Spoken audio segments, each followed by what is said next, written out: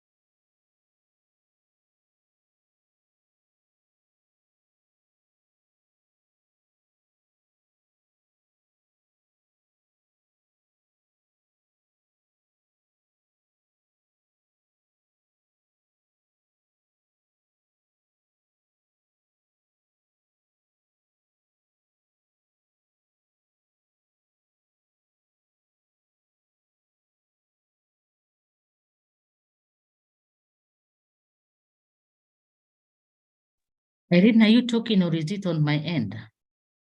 Because it has gone quiet. Yeah, we can't hear her. sorry, something happened with my machine. Can I be heard? Yes, now we can hear you. We can hear you. Sorry about that. I think I got lost at the point of mentioning something interesting about me. And I said I have many children, especially in this current economy. I am a mother of 5 children, 2 boys and 3 girls. Let me say that slowly so that I am not accused of, anyway, on a light note. Maybe if we can, at least a few of us also do a bit of introduction before we get to the expectations of the program. And in this interest of time, I can give about 5 of us who would wish to share anything about themselves and maybe an expectation. Then we just progress into it.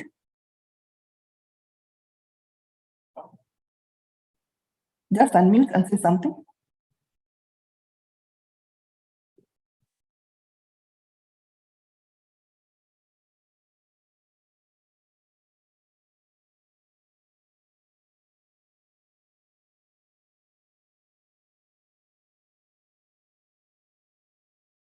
We are all quiet.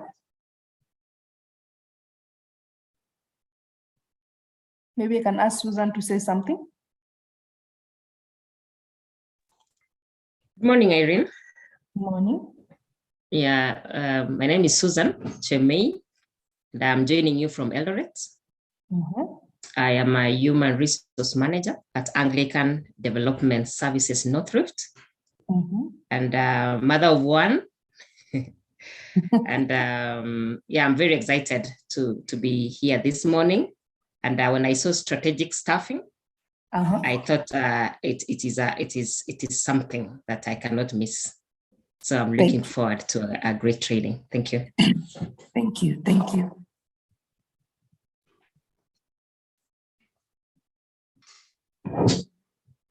In no order, any other person?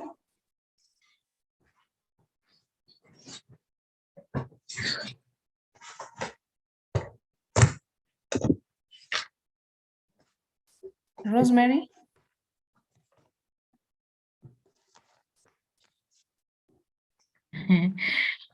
Hi. You decided to choose me. I didn't want to speak. Good morning, everyone. Good morning. Rosemary is a human resource practitioner currently not employed anywhere, but searching. I'm a mother of 2, and above all, I'm happy to be here. I'm always, at least I try to be in these classes. They really help me a lot in my growth. And today's topic is just a bombshell for me, and that's why I'm so early and waiting to learn more. Thank you. Thank you. At least 2 gentlemen.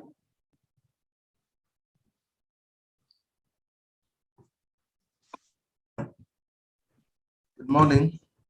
Good morning. Yeah, I'm Robert Okumu. I'm in Human Resource and Administration.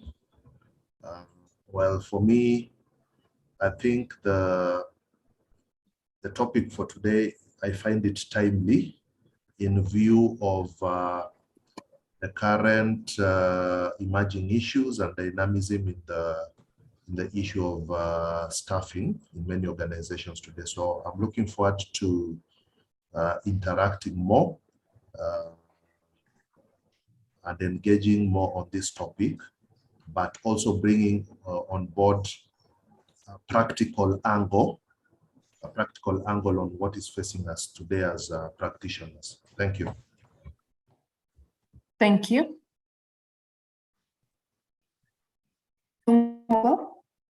We've done 3.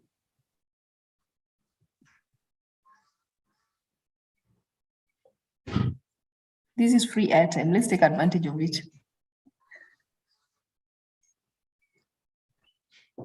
I mean,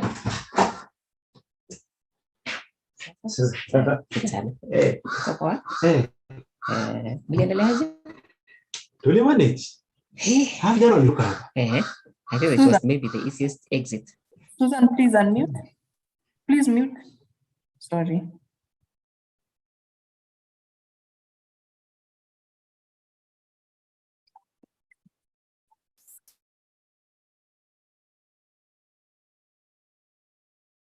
Catherine Gambi.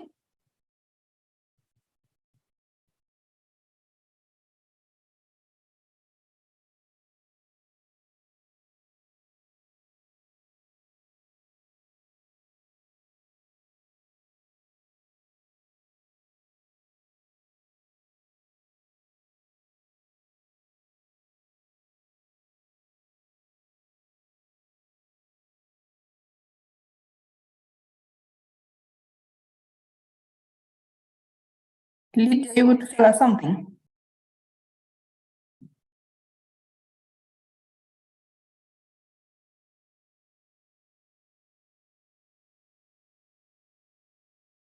I usually tell my colleagues that in any forum,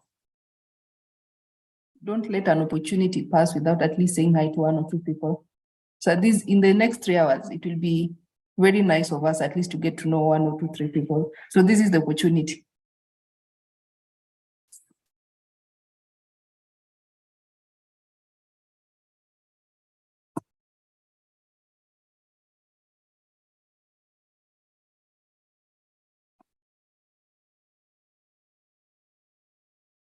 Edith Ameo.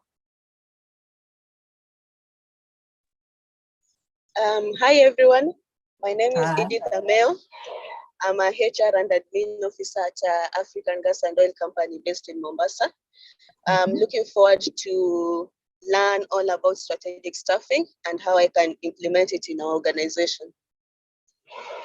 Thank you.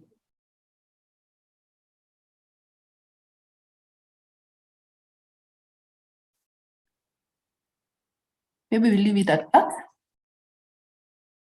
We just go straight into this. But whoever wishes to talk, you can just raise your hand or interject and say something. My approach usually is about having the participants having a discussion, because from discussions you get to gain more as opposed to just listening from one person. And we also need to at least share ideas and get to understand how each industry works and each organization is doing his or her thing, just to ensure that the strategic staffing bid is a success to all of us. So when we get to understand the meaning of a strategic staffing, what comes to our mind? Is it just a normal staffing, or what happens to it? What makes it strategic, or what makes it different rather?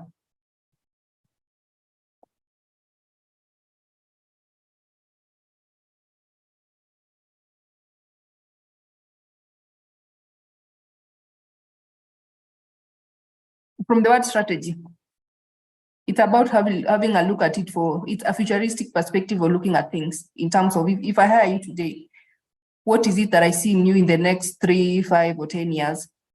what value are you bringing on board? Or will I just be hiring for the sake of I need to hire for today? Then the next day when I have another skill that is needed from this other role, I'll be able to bring another party and another person. So at least by the end of it all, I'll be having like a bloated workforce. So strategic staffing rather just advises us to be able to get those skills that we need, and in the skills that we have, are we able to have them diversified so that they're able to do quite a number of activities.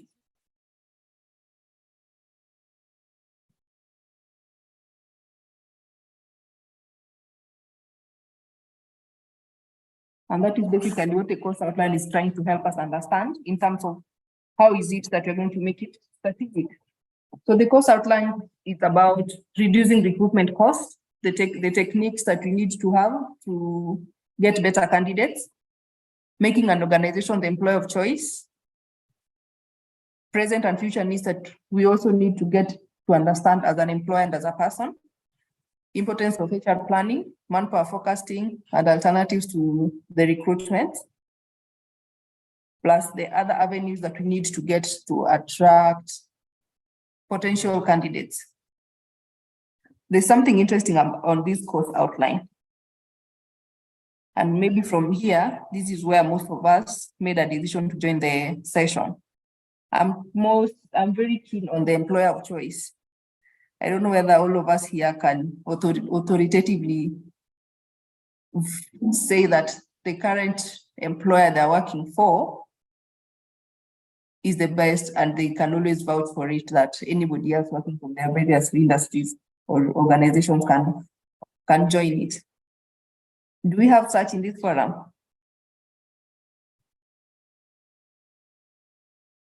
At least I can say yes for my employer. Not like 100%, but at least let's say 90% yes.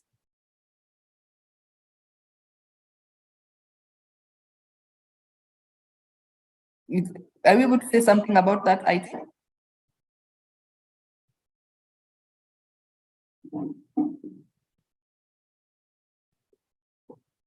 Okay, see, you help me not to talk to myself. Thank you.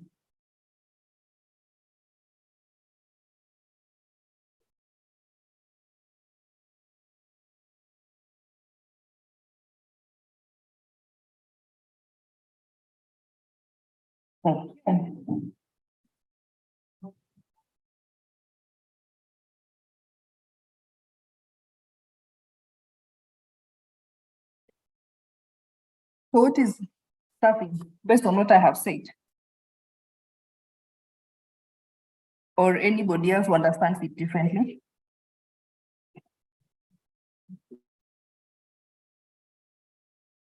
I usually encourage us to at least discuss so that we're able to get to borrow diverse opinion and insights from all the participants in the room.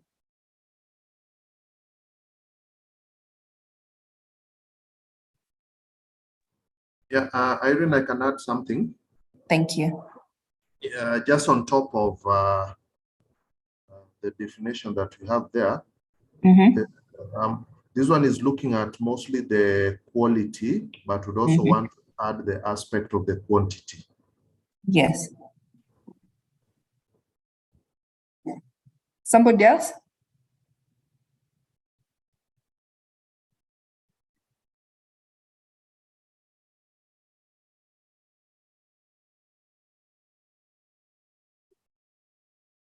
When you mention quality and quantity, what are you able to say about those two? Susan, your mic is on. Go ahead.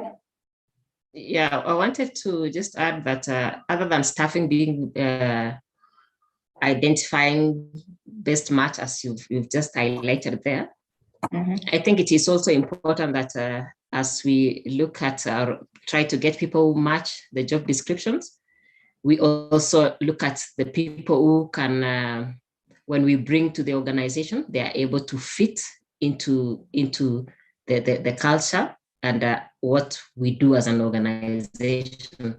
So maybe as we recruit, it's important that we look at the papers, that's the academic, and also look at the interpersonal skills. or the soft skills, or just for lack of a better word. Yeah. Thank you. I am sure most of us have a problem with the soft skills bit. I want to give a narration where I'm full-time, I'm employed at USIU, but I also do other things on the side. So we have quite a number of expatriates. And during the interviews for the expatriate, mostly we do them virtually. So when you do a virtual interview, there are things that sometimes you're not able to pick and others will be able to pick. So there's a time we interviewed a certain lady who's an expert in a foreign language. Very good, talking to people nicely. And we said, okay, this time around, we're very, very lucky to have her here because it was like a scarce skill that we really needed. But 1 month into it, after she reported, the total contrast of what you saw before and what was being exhibited then. She was so full of herself, very entitled. And this thing of, I am an international candidate, then if you are a local candidate, you need to respect me regardless of whether you have the same opinion or something like that. So it became a huge challenge for the entire period. But you said, you know what? This is a position that is on contract. So maybe just need to let it lapse. Then when it's about to lapse, just tell like, send a notice of non-renewal. So that's how we got into it. I'm not so sure whether all of us or any of us has gotten into such and is able to give us at least a story about the match that we get from the interviews and how these people also come into the organization and try to fit into the roles, whether there's a fit or a misfit. Any contribution?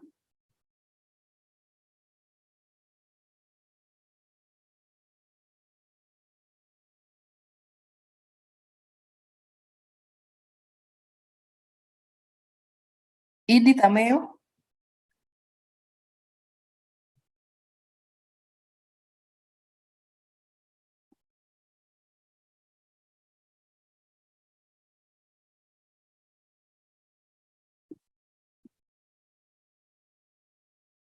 Okay. Irina, I think what you just said is very true, and I've been into that situation before. That we advertised for this. It was a managerial position, and the best candidate really impressed us. In fact, we did the oral, we did the practicals, and she was really good. But fitting into the system was just a big issue.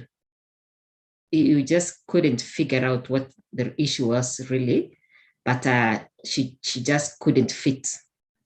And we took the route that you just said. We work on contracts, and we had to just let her go. So sometimes, as much as the best candidate, number one, and I don't know how we can really get ourselves out of this, because you cannot really predict. Yeah. But you can get a candidate who is the best, but cannot fit. And maybe number two is not really good, but is is balancing all and bringing what you really need together. So maybe in the course of the training, we can try and figure out how we can get ourselves out of that as HR professionals. Thank you. Thank you. That is so true. And sometimes it's very challenging to get to differentiate between the soft skills and the hard skills. But again, are we going to go with the papers? Because papers give us the technical skills. But how about the soft skills? Where do we place and what weight do we give each category? That's a discussion for another forum. I can add something. Go ahead. I can add something regarding to that. It's not only really the culture of the person who's coming in and the way they align with the culture of the organization, but also you may find a person who may come in and because of their kind of culture and the standards that they have, they may leave almost immediately. So it cannot be always the culture of the organization. I worked in an organization where we got somebody, and the first thing was they attended a meeting.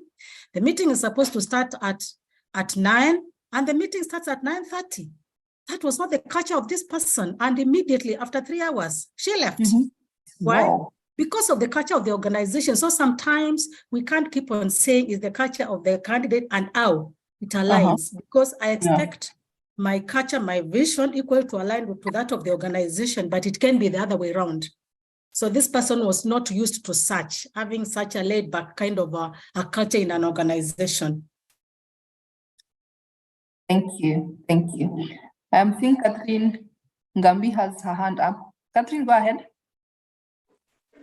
Yeah, I maybe just a comment that also we need to look at where education has gone wrong, in the sense that people become paper hunters. So and sometimes there is brilliance involved, other than corruption, of course, that gets you to pay someone to give you an A and a B, which has become quite the culture.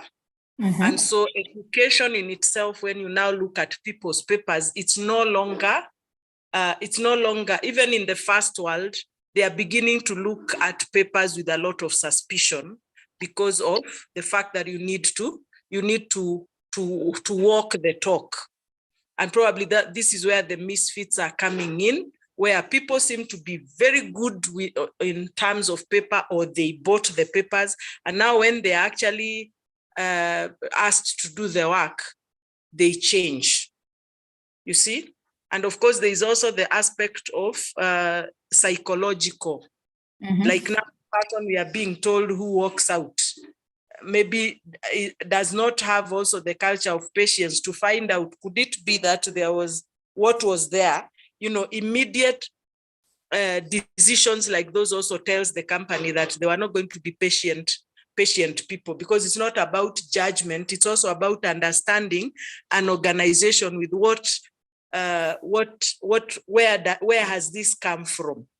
And so there are very many factors to staffing, because you can also have a very intelligent, sick person, psychologically sick. Especially narcissistic behaviors are being seen at the HR levels because of people being negotiated some sad experiences in the past, and that also comes to play when the person has taken a job. That is just I wanted to just add that. Thank you. Thank you. I do not want to lock anybody out. If you want to contribute, just unmute and say something in the next 3 seconds.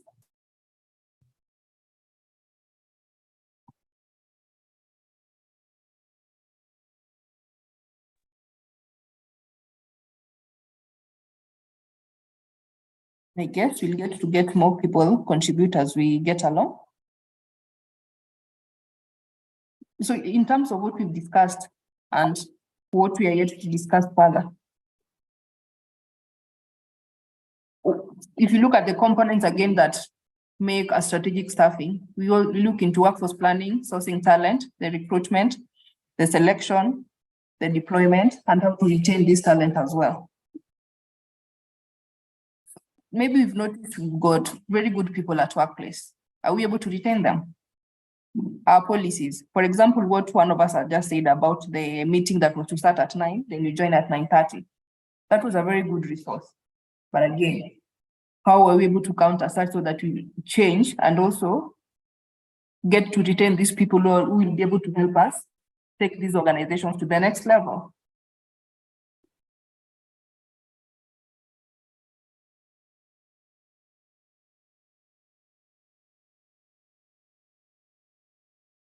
So strategic staffing helps us in so many ways, but maybe before I project my screen, maybe just a discussion around that, how these strategies will be able to help us improve on our organization, especially on the human capital. And maybe you can speak at personal levels. How is it going to help you as a person? and now being the HR who's driving this agenda, how is it going to make your work easier? Personally, I wouldn't want to be having employee relations cases every day, because they really drain us mentally, emotionally, and in all aspects.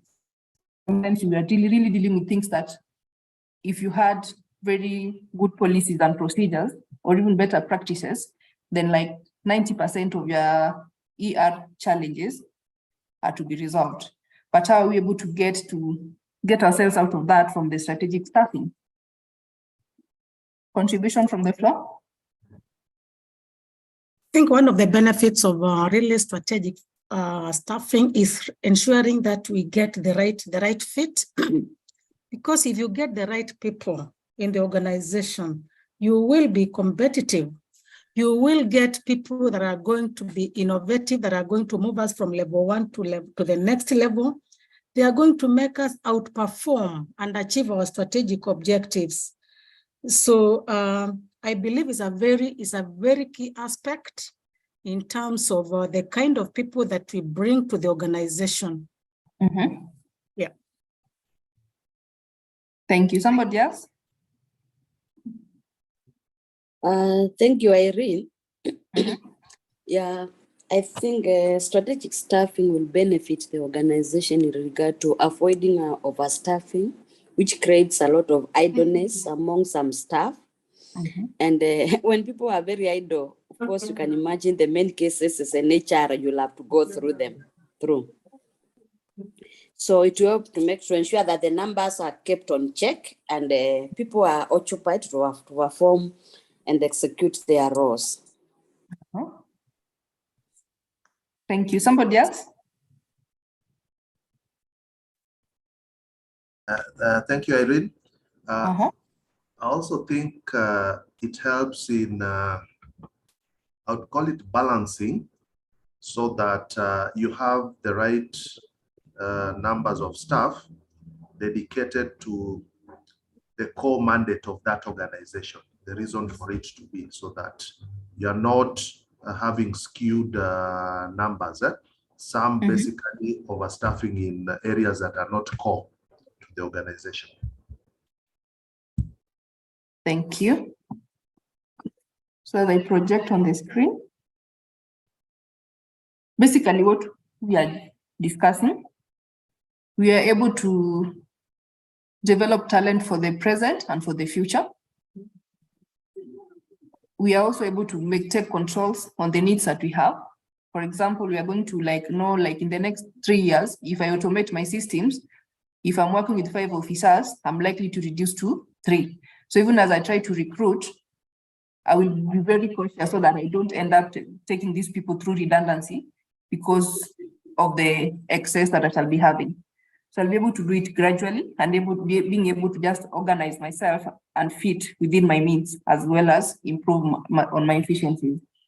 We're also able to provide solutions on the issues in a more organized manner, because when I have like a strategic HR person or a strategic business partner or whichever role that we are recruiting for, then we are sure that we are not going to have a lot of back and forth and inquiries from left, right, and center from a person acting from a point of lack of knowledge or little knowledge. But we'll be able to move forth because this person has what it takes to handle that assignment. We're also able to maximize potential. Imagine being put in a position that you're not able to do. I want to tie that to a certain narration. There was a friend who is working for a different organization, and the CEO is this person who likes you, and when you're liked, then he will think that you're able to do the job. So he'll even tell you that, hey, you've been very good to me. If this position comes up, please make sure you apply. Then the person tells the CEO that it is good that I'm going to apply, yes, but I don't think I am suitable enough to handle that kind of responsibility.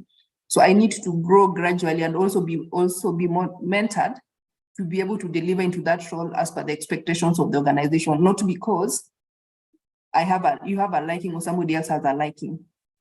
So even from this discussion, you find that this is somebody who's aware of himself or herself and is able to identify what kind of strengths he has and what kind of weaknesses he still needs to overcome to be able to deliver to the expectations of that position, which may be some of us or most of us may not be able to look into it. It will be a matter of how much am I going to be paid to be given this role?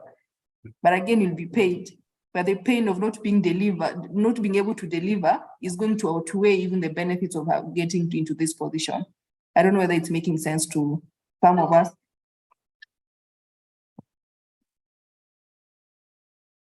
Anybody with a contrary opinion, or maybe just an addition on that?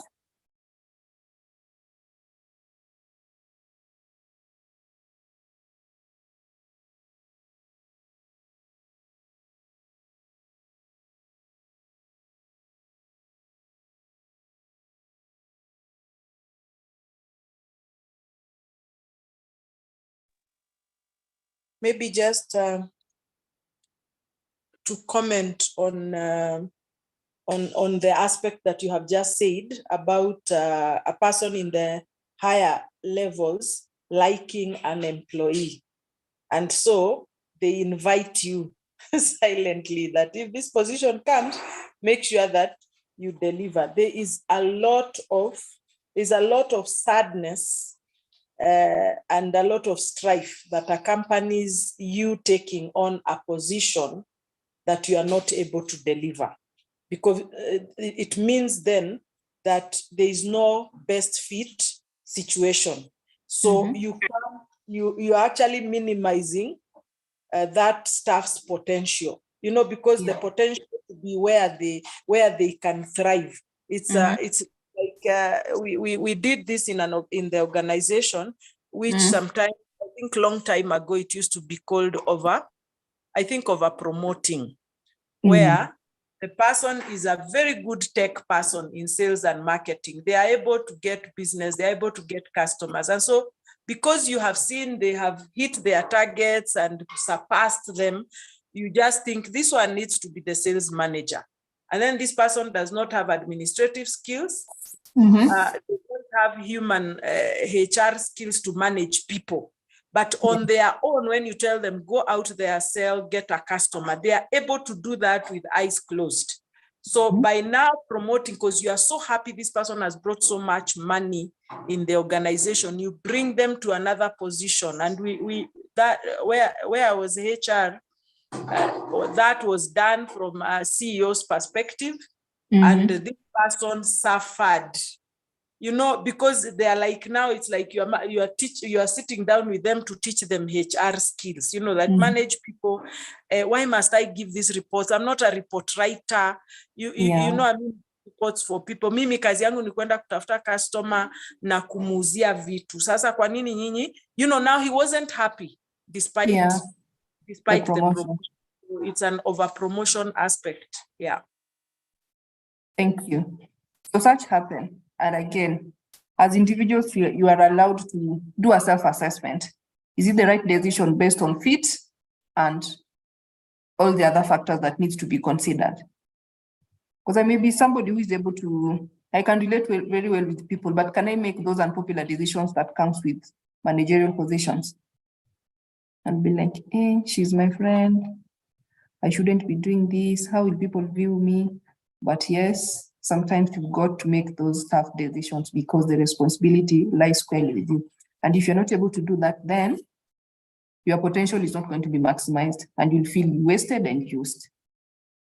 So this also helps us in having a diverse workforce. For example, having diversity from the various, in terms of the skills and the resources, from regional balance, in diversity in all aspects, because we're going to look at it like, I am not going to be promoting because I like you or because you come from my place or because I think you did this, but sometimes you overlook, you look above certain things just to be objective and get this person to be able to do the job that they're hired to do. The efficiency that we need to improve on, like what you've just said, in terms of this person now complaining about those report writings, not being able to do ABCD, again, a lot is going to stall in the office because you are going to be pushed as opposed to you pushing the other people in your section. So a lot is going to be delayed, which is going to be a huge disadvantage to the organization. It helps us to plan better by hiring from external sources. this is when we look from within and realize, much as we have very good people here, we do not feel that they are very capable. So sometimes we go outside, not because we demean the people from within, but the things that we are doing that you may not be able to do. And then the idea of recruiting from within has this issue of, this is how we've been doing it here. I don't know whether you also have that kind of a disease in your respective organizations. Does it exist? The elephant of, for over 30 years. Yes, this is how we've been doing it. So how do you overcome that? And when a new boss comes, you'll be told, hey, na tumeona wengi, utachoka tu. I don't know whether that exists. Yes. Irene, it does exist. Huh? I can comment on that. What I have done as a person, because it has affected me at one point, I tried implementing what I knew was right. I tried in a very strategic way, of course, by engaging the relevant parties, and in fact, the relevant party would be the CEO and the other management team. And then I realized I was just pushing. You realize that this is a war that you might not be able to penetrate to. So of course, I laid back, and of course, with time, I exited. Because at times, this elephant in the room might not be that easy. You might use all your powers, and you might use all your strategic ways of making it happen. But if you see it's not working, of course, now your mental health is key. You try and look for a way out and maybe exit, because at times it's not easy to penetrate through the elephant in the room. More so if it is the CEO himself. Anybody else who's experienced that? Sometimes it's good to learn from experiences and how people overcome such, for us to borrow and be able to improve on our operations as well.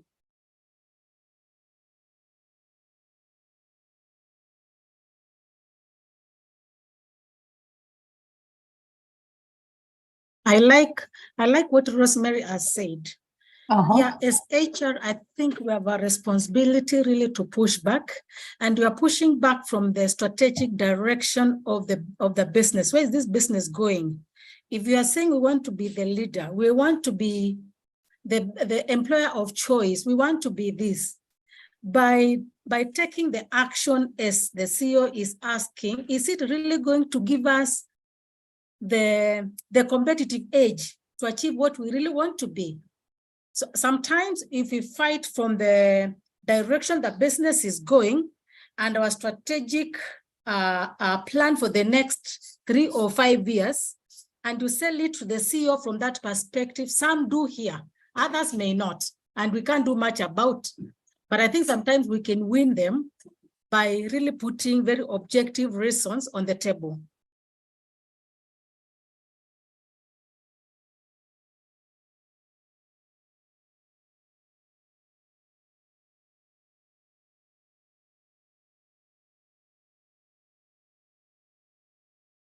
Thank you for that.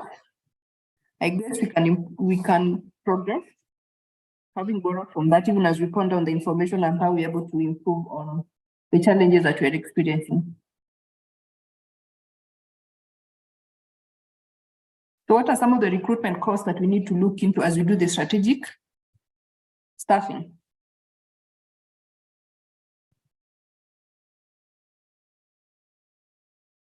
I don't know whether some of us still put the adverts on the magazines, the newspapers.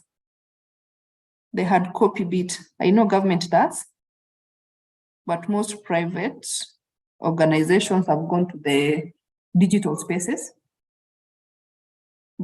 We used to do that a lot when we were doing our advert maybe 5 years ago. And at least a half a page of the newspaper would cost us about 800. Before anything, it's just the advertisement only. You've not considered the cost of the time that's going to be used into it, an external party or the resources that you still need to put into it. So these costs that affect our recruitments, how are we able to minimize as we try to be strategic in our operations? Because strategy is also about reducing costs and working from minimum, at least getting the most from minimum resources. On the issue of the newspapers, are we still doing it? Other than the government agencies? Is it economical? It's not. And on my side, I no longer do it. I use the social media, the LinkedIn, the Twitter, the job groups, and Facebook and all that. I no longer use newspaper. Yeah. Yeah. I think like 90% have moved away from it, unless when it's a legal requirement that you need to do it, which I don't know which institution is tied to that other than the government. So a lot happens even as we try to reduce on our costs, especially with the economic hardship that everybody else is experiencing. And I think I have something else before I get to introduce that. There's a time I did about paper on performance appraisal, and the recommendation was that everybody else gets a COLA for including those who are still on probation, but the merit pay be given to those who had served for some time and had been confirmed to their various positions. And I remember the discussion was very heated in the boardroom, and I was told that it is not just the employees who are facing difficulty in they're not experiencing the challenges of the increased cost of living, even the employers do. So I should be able to consider that people on probation, the institution is still not able to commit to it. I don't know whether we borrow into that or we feel it should not be. Personally, I felt the COLA is supposed to be given to everybody. Then the merit pay, we now pegged on your performance based on your policies. A discussion on that, maybe just 2 seconds.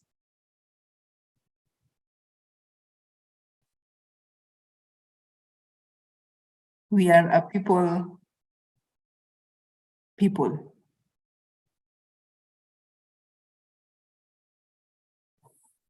The economy is hard for everybody, including the employer. So where do we draw the line? And my case in point is on the COLA bit.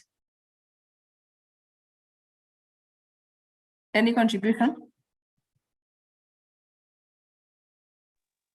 Okay, maybe I can make a comment. I don't know whether that'll be right or wrong, but when we are looking at recruitment costs, as you say, then it brings us down to the strategic staffing aspect of the fact that what are actually the main must-have staff.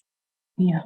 You see, the main must-have staff that the rest can either be outsourced if outsourcing is cheaper, or people who can do 2 jobs at the same time. I know, like Robinson Club Baobab in South Coast. What they did was they actually talked to the staff and just told them, some of you have to go home, and they were given a week, the notice that you have to give people to come up with the best way that they need to reduce their staff costs and stuff like that. You'd be shocked that people agreed to work at half pay, the target because of the period. It was a time when tourism was doing very badly. And so they agreed to work at half pay, half day. You see, like I'll work today, the next chef will work tomorrow, like that. But 50%, alafu tuchukue loans tufanye side hustles. Yeah. You see, during this particular time. So because the management, being German, was able to be very, very considerate, they agreed to that. They just did the paper flow that people have accepted this because of the economical strife. So there are many ways to managing the cost, but mostly if you must, then you need to do critical job holders and maybe outsource the rest, which is cheaper. Perfect. That's not the employer of choice, right? Yes. In some institutions, you just be told, no, it is not you to make that decision. Management has decided, right? And sometimes it can be very painful. So the cost that we need to look into it, even as we recruit, we look at now at the future. I think COVID taught us a lot of things. And if there's if there's an institution that does not have a mind shift on how to operate, then it is high time that this sinks into the respective leadership. Because we are not going to do things as we've been doing them before, because a lot is changing, and especially also technology. A lot of disruptions are happening. So we also need to be alert. There's a lot of ambiguity, volatility in everything else that we are doing. So how else are we able to pull through such situations? One of the solutions is about the strategic staffing bit, so that we're able to know that other than the human touch of it, are we able to have the technological touch? I'm getting a message from Aggie. She says, as long as it's not mandatory, the decision to pay COLA should be at the management discretion. And when performance improves, COLA can be spread out to the staff on probation. My 2 cents, I'm still playing the devil's advocate. Makes sense, and we're both right. And it's true that management has that decision. But again, if you look at other factors as well, maybe the next time I'll be able to get a COLA, I join maybe 6 months. The next time we'll be able to get a COLA is after another 18 months. So I'll really be affected because I joined late. But again, on the performance bit, it is true that I'll not be confirmed. So there need to be a balancing based on your capability as well, and the resources that you have. So yes, it does happen.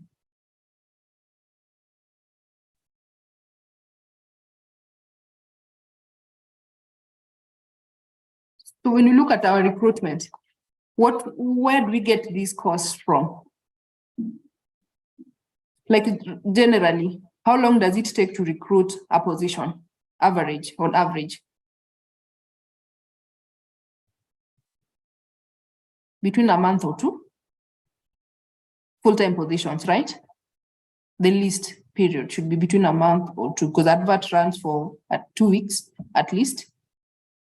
Then the other logistics put in place. Then the reporting line, the notice period and the reporting time of the potential candidate. So averagely 2 months. So within the 2 months, what happens?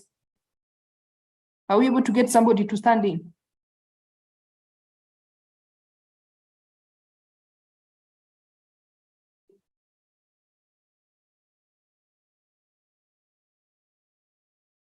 We need to look at the time we're spending on the recruitment, the cost structure. Juliana, you're saying something, go ahead. Yeah, okay. In terms of the average time taken to recruit, it depends on the seniority and the criticality of a particular role. But again, of course, we lose out. Sometimes we may not get somebody who can stand in a vacant role as you do your recruitment. So we lose out a lot in terms of delivering of the strategic objectives of the business. So yeah, it's a cost. It's an indirect cost. We may not see it, but the business suffers. Oh, yeah. And sometimes somebody is put on active capacity.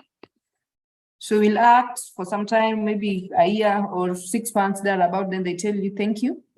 Now you need to give this position to whoever really fits into it.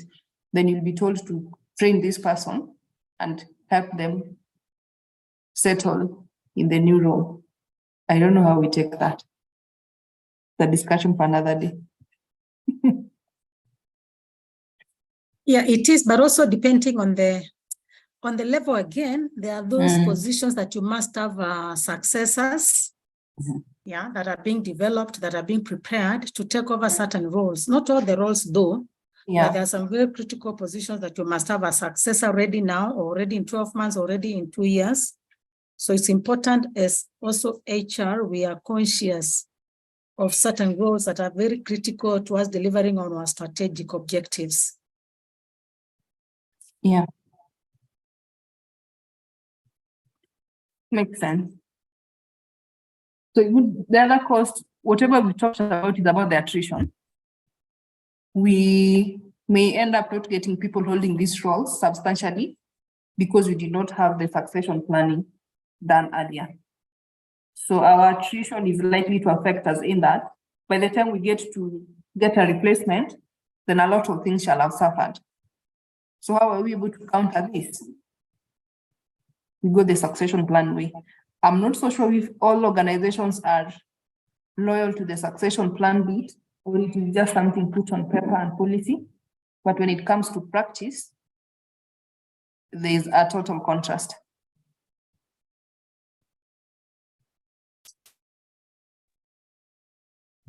I think there's also another aspect, in Kenya now we have a very high unemployment rate. And you find that now, especially the higher the job being advertised, you find that there are more, the larger the number of the people who lobby, and you find that the corruption aspect comes in. So you find at the end of the day, the person who is actually given the job might not actually be the most suitable person for the job, but it's very difficult to do anything about it because things have gone on behind the scenes. Yeah. Happens. Anybody with another contribution?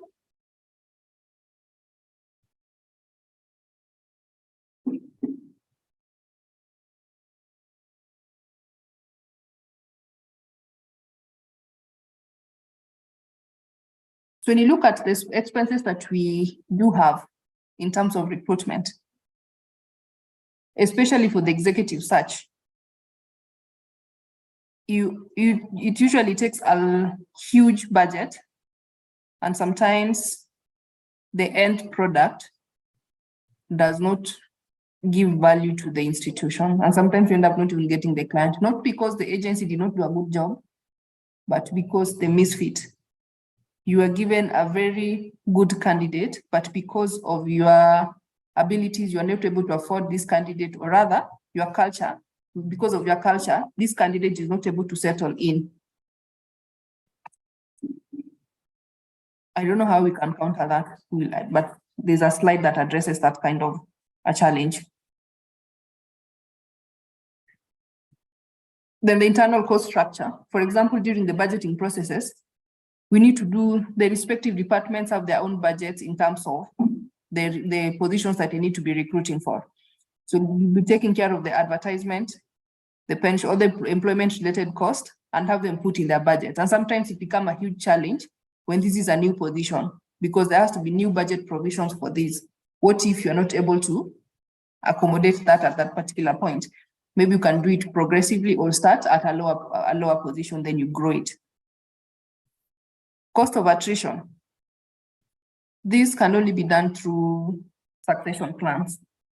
Other than that, your people also need to be developed so that they're able to get those skills that these positions require, should there be that gap, so that they're able to stand in, much as they're not able to fit in like 100%, but somehow they'll be able to support so that there's no like a standstill or a total vacuum in that section. So how do we reduce the recruitment cost? I think I've given that based on the items that we talked about, but I can open the floor to have a discussion on that so that we are able to get diverse responses and insights on such. The floor is open.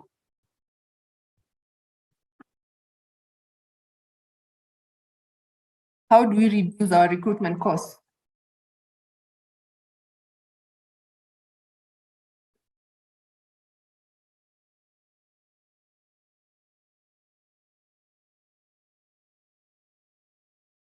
Let me try. I think how we can reduce our recruitment cost. First of all, we need to plan. Planning in that you ensure that whatever job description you are sending out there, or whatever advert you're sending out there actually matches exactly what you're trying to acquire, the talent you're trying to acquire. This is by working with maybe your team, to ensure that the job advert aligns to the job description, and you acquire the right talent that you want, so that you avoid redoing and doing adverts that actually do not bring sense to the organization. That is one. And the second thing is to look into these social media sites, like the LinkedIn, the Facebook and what, and maybe get how much they charge if you subscribe with them, maybe for a year, because the more you subscribe with them, the longer you subscribe with them, the cheaper the cost is, so that you can actually be placing your adverts in the right way and at the right time, and actually look at the cost. Because if you say that you're only going to maybe pay, or rather subscribe at the moment you want to recruit, it becomes expensive. It's an expense to the organization, because now it will be expensive, the cost will be a bit higher.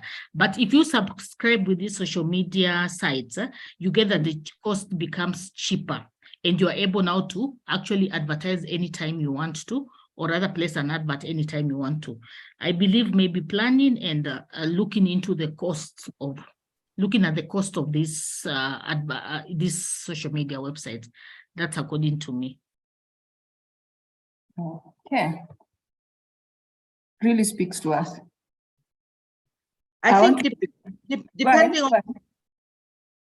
depending on the type of job that you're going for, you could alternatively use maybe headhunters, or you could have employee referrals. Sure. That also works. Somebody else? Don't feel left out. I think as HR profession, sorry, you may proceed. You could also use internal promotions. And then previously, depending on the time that the vacancy has occurred, you can still go back to the pool that you used in the previous advert. Thank you. Somebody else wanted to say something? I think what I wanted to say is we can also reduce recruitment costs by our process of onboarding the people that we hire. The managers who are involved in terms of inducting the new people need to be prepared to ensure that they induct people and we don't lose people from day one, such that they only stay for a short time and they leave. There are instances where probably you find, yes, we've hired people and they are being inducted and the line manager is actually not there. He may be on leave or something may happen. So we start losing these people at that particular point. So I think as HR professionals, it's critical that we ensure the line managers are there to induct and to onboard these new people and they feel at home. Oh, thank you for that. Any other person?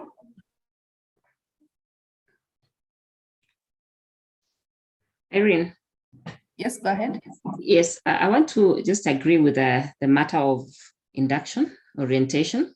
And I would want to say that it is, I think, the most critical exercise that maybe HR professionals, we need to really take a keen look at. Because it's like when you walk into a shop and you purchase a TV set without a manual. And when you just want to try and figure out how to go about it, it takes really long time and you can easily give up. So when we onboard staff and we just throw them into the deep end, they don't know how to maneuver around the organization. There is a probability that they would really give up and quit. But when they are given those first few months or weeks of their coming in, and they're given a real good attention and they understand the organization, they will understand the systems, the policies, how things are done, probability of them staying is very high. So as HR professionals, I would say we really need to look at that, the orientation and the induction. The first few weeks of their coming in would really determine their staying. Thank you. Thank you. Thank you.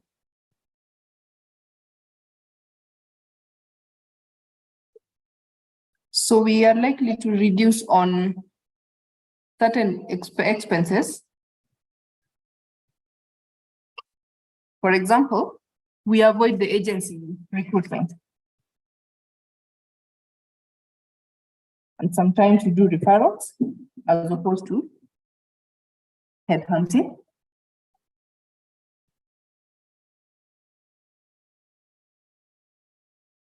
We also do internal promotions or internal adverts. Somebody mentioned here about quality over quantity. So as opposed to having 10 people in a section, we need to have like at least 2 who are able to change the department. I remember I was in a certain church and the pastor said, I'd rather have 2 people in my church who can shake the walls of the gates of or something like that, as opposed to having 100 people or 200 who are not able to do anything. So same case applies to all of us. Are we able to get the 2 who are able to give us the output that we're looking into, or get 10 who will be on social media and working from department A to department B with their bottle of water full of those things that people are nowadays taking? I could be a victim, but again, we do have such people in our institutions. We need to embrace social media because like 99% of us are on social media, including those government employees who are still sending the adverts on newspapers. They are also very much aligned to this social media. So just it's a matter of them having a mind shift and being able to adapt to the changing trends. Automation also works for us because if you have a very good system that is able to sift through applications for you, it will be easy to get these applications as opposed to having a recruiter to do that on your behalf. But again, sometimes the challenge of having those systems are the cost in terms of the licensing and the maintenance bit. But if you're able to do that, because it is not just a system that is only going to deal with the recruitment, but something that can help quite a number of functions across the entire institution.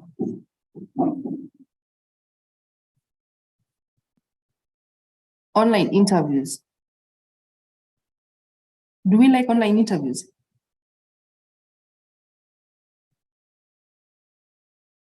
What's the feel of recruiting through an online interview and a physical interview?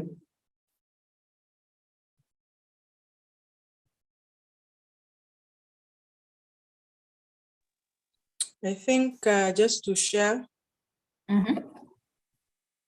online interviews, there are factors that you are not able to get. First of all, the person can be brilliant in knowing how to maybe harness IT issues, and anything you ask, they are able to get. I don't know whether you ever saw some issue where somebody was being interviewed and they said the question that you have asked is not in Siri. You see, because they have this other gadget with them that's always in asking Siri, you know, how do you answer such a question? And so online interviews have their pluses in terms of reduction of costs. People need vitu na convenience and stuff like that at your office and stuff, and there are other costs, tea, water, a whole panel that has to sit in one location. There are those things that you reduce, but truth be told, you can really be boxed up in the wrong. And so I think face-to-face for interviews, and I would go for the RPO, the recruitment process outsourcing, it is good. It's good that because for them, that's their main business. It's their operation. So they have interview rooms, they have all those kind of things. It's better to have the HR attend just to have that feel rather than the office to reduce. But this aspect of online, it has its way that it can work or not work. But I would go for physical interviews where possible. Thank you. I also prefer physical interviews because there are those things that you're able to pick, the body language. There's a certain recruitment that was done virtually. I was not a party to it, but when the lady reported, on the very day she reported to pick her letter, I just told my colleague, hey, this one is a no. I don't know how you arrived at this candidate. Lakini from what I'm seeing, I've not interacted with her, but I just feel something is off. After 2 days, chaos everywhere. I don't want to report to this person. I want to be in this department. I wasn't told this. I need to tell the director who. Again. And there are the people who are, in some organizations, we have those people who feel protected by the virtue of the fact that certain relatives are in certain ranks. And it gets very bad when the relatives, when these ranks are not able to see your problems, because they'll always support their people. So this causes their horns, the plastic horns, to grow longer and larger, such that everybody else feels aggrieved. But again, sometimes neither help us. And these people find other opportunities outside and get to exit the institution, because that happened with this lady. But what I learned from this was that even as we do the the virtual interviews, what is it that we're not doing as opposed to when we're doing the in-person interviews? Are we not probing further, or the lot that people are hiding, or now we're doing the Siri thing that you mentioned? Or maybe some of us are just prophetess of doom. I don't know. The things that you see that other people are not able to see, then you find that costing an institution quite a lot. We mentioned the employee referrals. A talent pool had been mentioned as well by recruiting, and also going back to these previous CVs and applications that we had done, just to get to look into those interviews and any other potential candidate who is able to pick up the subsequent roles. Now, the refinement of the candidate assessment process. The aptitude test, is it a preserve for certain roles, or it should be for everybody? Comments? Maybe before I get the comments, this lady who I noted the challenges, she was supposed to be a counselor. So the attitude and the role, they were not in sync. So in such, how are we able to prevent organizations from running into such messes as the recruiters? Open to the floor.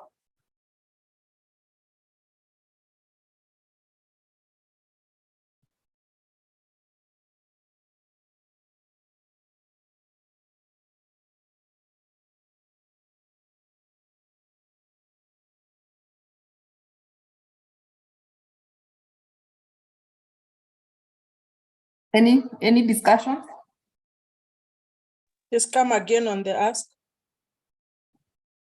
I was saying the requirement of the candidate assessment processes, other than the oral questions that we subject the candidates to. Then I tied it to the aptitude test.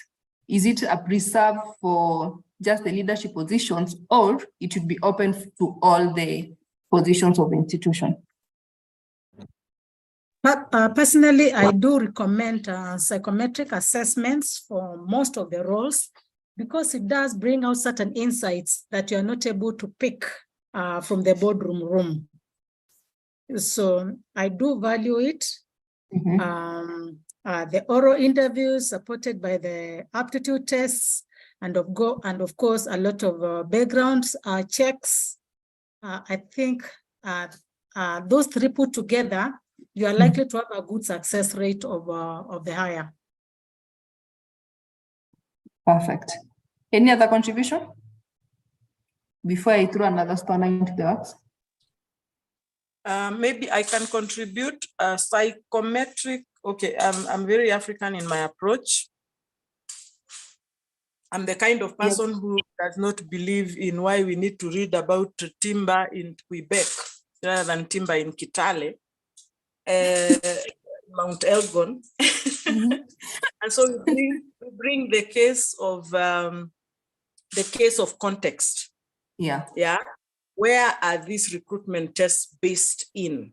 And you see the pool of research demands that people, for them to go through that, they must be having a certain context in mind. So context doesn't favor Africans so much because of the nature of how our community lives or how we are socialized. And so you can be boxed in psychometric tests because we are very European. In fact, I think Kenya, out of most of the East African nations, is the most frustrating nation when it comes to use of European or first world gadgets and tools and stuff. And then you miss the mark. You just, you miss it because of a simple thing. And then maybe when you next visit the competition, you find the same person that you found unworthy is the one who is making changes and giving you a run for your money when the person was right under your nose. But because of some tools that you engaged thinking you are like a HR engineer, and you end up losing that. So psychometric tells, apart from, there are those ones that are close to the African kind of nature, but I would be worried. There are things that you can do and things you cannot do because they lose you because of the nature of our socialization. Thank you. I needed to throw certain spanner into the works on the mention about the background checks. There's an employee who did not disclose his previous employment in another institution. So when you do those introduction to the institution, by sending the names, their photos, and the positions that they're joining us in, we were asked, hey, when you people are just giving us rejects, did you do your background checks? And they're like, yes, we did. And even the current employer gave us very good recommendation about this individual. Then you're like, okay, did this person mention to you that he was working with, for example, industry A? Then like, no, the CV does not have any information at all regarding that position, and there's no like a period that is not, he wasn't working from the CV. There's no blank period. So you're like, okay, you need to probe further. Then we called organization A, and you were told, yes, Irene Oguchu was here, but was dismissed on certain grounds. And they wouldn't send a letter confirming that. So this became a disciplinary issue. The person was subjected through it, and non-disclosure as part of the policy is a gross misconduct and warrants dismissal. So again, he was terminated during the probation period. So again, how much more can you do about the background checks? Maybe you can get some insight on that, other than the references and the employers who are just listed on the CV. How far can we go?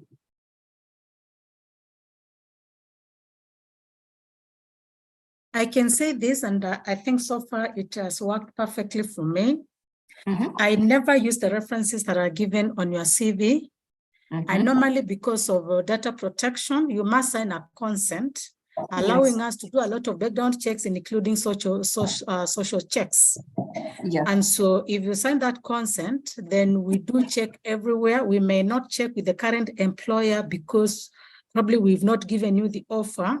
But we'll check with the previous employers. We'll do our due diligence from a number of levels, including even social posts and so on. So immediately, probably one is on board, or once we accept our offer, then we'll write to the current employer to give us your reference. And we only write to the HRs in those respective organizations, not the people that you give in your CV. And I think it has saved us a lot. We also do educational checks by attaching a copy of the transcript and the degree that you have given us. We just attach it and ask the universities to confirm that actually that particular transcript was issued by that institution. I've seen it work. It may not be 100%, but you do your recruitment from the boardroom and you do your psychometric assessments and you do your background checks, it's likely to give you a bit of success, some success rate, looking at a third of each. So this is very hard to get a perfect fit by saying you recruit from the boardroom or you just do the psychometric assessments. It may not. People may also fake. Because psychometric test works best if you are really natural and you are being, it's practical. You are not forging to be somebody else. So, Very well put. And thank you. Catherine, your mic is on. Yeah, I was just looking at it from, one disadvantage. I'm a HR, but I'm saying one disadvantage with HRs is that you are made to think in a certain way. It's a silo system. You are made to think worst case scenario. But sometimes non-disclosure from a candidate's perspective may have a historical story. So I think you need to have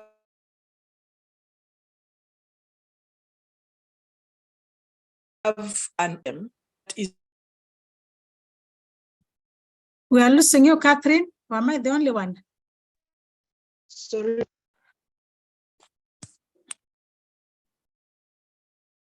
Sorry, I think I lost you there. Yeah, that is not very judgmental because people do go through stuff, and out of wisdom, you decide this story might be long. So the best thing is for me to avoid this part of my life completely. You see, and I exit out because maybe you disagreed on on issues that, because when you ask the letter from that organization, they will stick to their story. We had a case of someone who, especially people like in finance, internal auditors. Internal auditors, if you look at the history of internal auditors, they come across a lot of corrupt practices, that have given rise to some issues.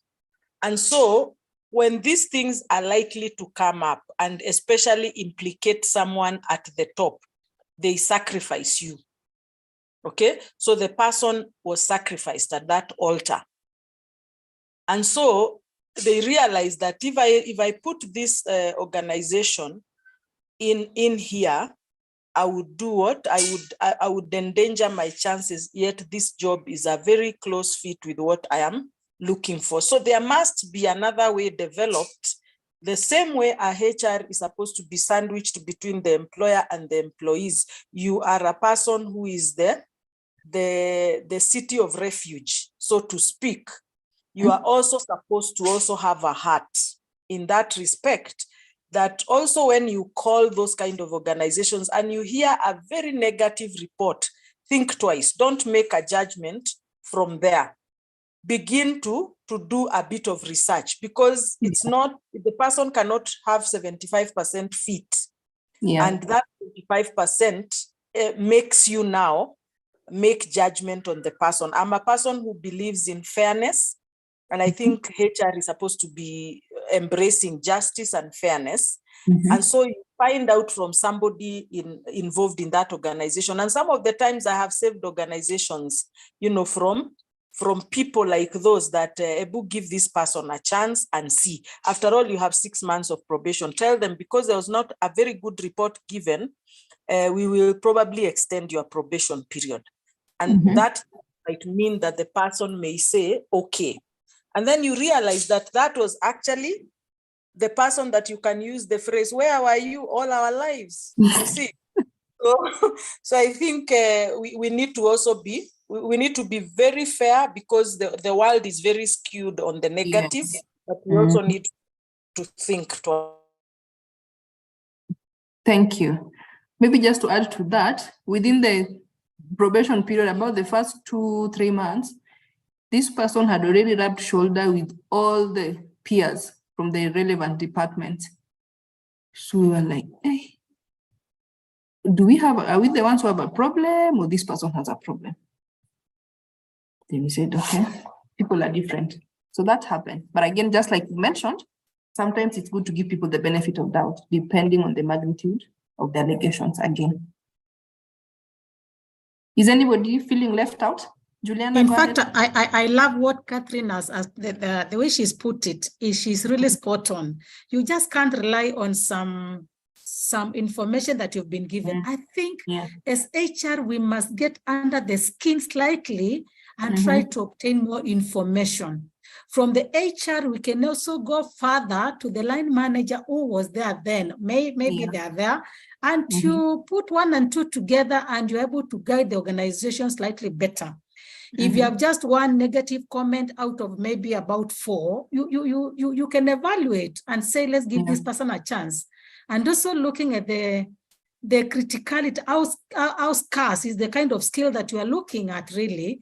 I think we just can't take black and white.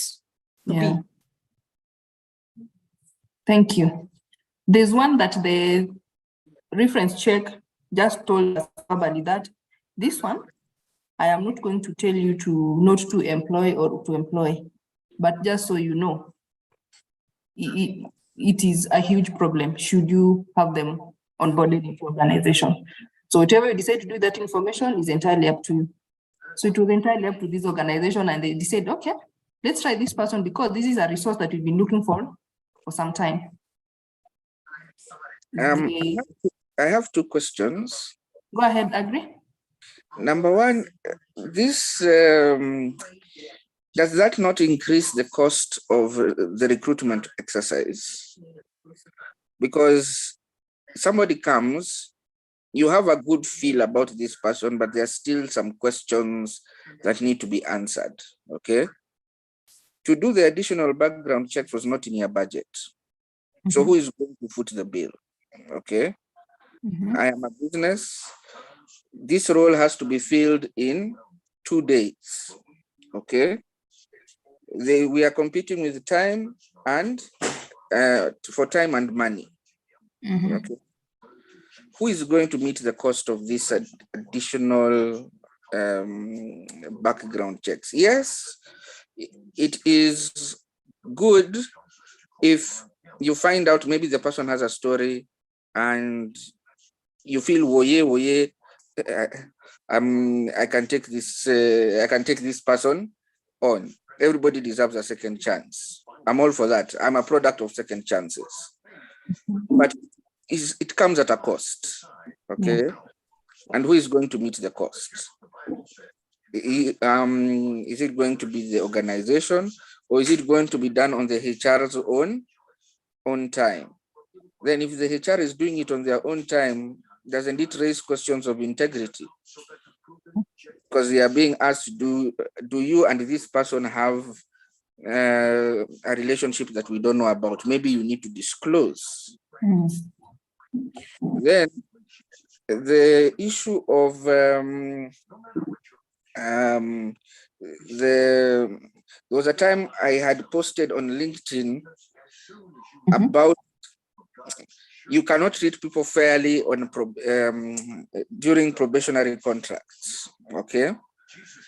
And basically where I was coming from is you cannot have someone who is on probationary contract at management level and you treat them the same way as you would somebody who is just coming into the organization.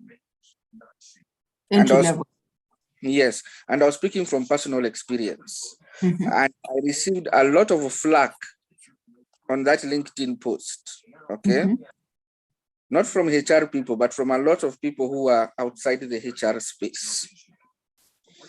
And I was told, how can an experienced HR even say that you're supposed to treat everyone who comes into your organization fairly, regardless of who they are and their level of contract, how you've engaged them. But it is because I know you cannot treat the entry level probably the same way you're going to treat the management level. Okay, it was coming from personal experience. So even those probationary contracts, when you're recruiting, when they're being given, there needs to be some consideration as to how these people are going to be treated, especially when you're terminating the probationary contracts. Because if you're terminating a probationary contract from a person who is in management, it becomes like you're unfair. It's almost close to unfair termination. That is how they perceive it. And it goes up to court. Like the case of the Mount Kenya University, who had recruited some people who are management level, and they were on probationary contracts. Then when the contracts ended, they just gave them 7 days notice and told them, it has been nice, it has been good, but this is what the law says. And they took the matter to court, and the court said, you cannot treat, these are people who came from somewhere, you had recruited them at management level, you just cannot terminate their contracts like that. You have to take into consideration their experience, their where they've come from to come and work for you. You just can't give them 7 days notice and you call it quits. So it was from a point of experience. It wasn't that I was advocating for people to be treated badly. But I received a lot of flack for making those comments.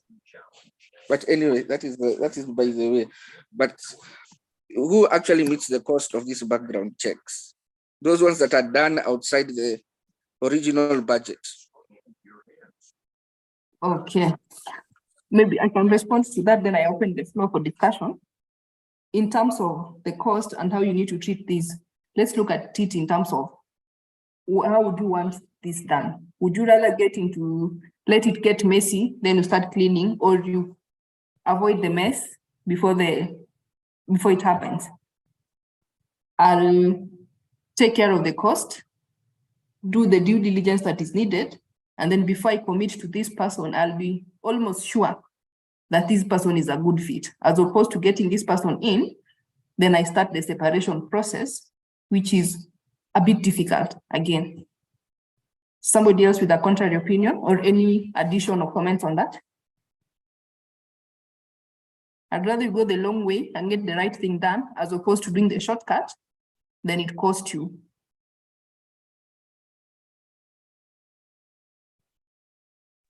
And then the other bit in terms of the fairness, I'm thinking all of us are employees before anything else, regardless of the positions we are holding. So we should all be treated fairly with this, because there is no employment act for senior leadership and for the entry-level positions. It is for all employees. Catherine, your mic is on. Go ahead. Yeah, I would just go with your sentiments about whether you are avoiding. I guess it's a case like if you have a boil, even if you delay the treatment, still have to be catward and GV put, so there has to be that aspect that what must happen. But the issue here is cheap is expensive. Yeah. You are in the long run. We have to look at the long run effects. And then I think at the beginning, when you are talking in terms of workforce planning, one of the things that I've seen HRs make mistakes over is budget. Is budgets. Thank you. Ed? Yeah, it's budgets. the HR never defend their budget. And for me, the HR profession came as a second profession. I'm first and foremost an accountant.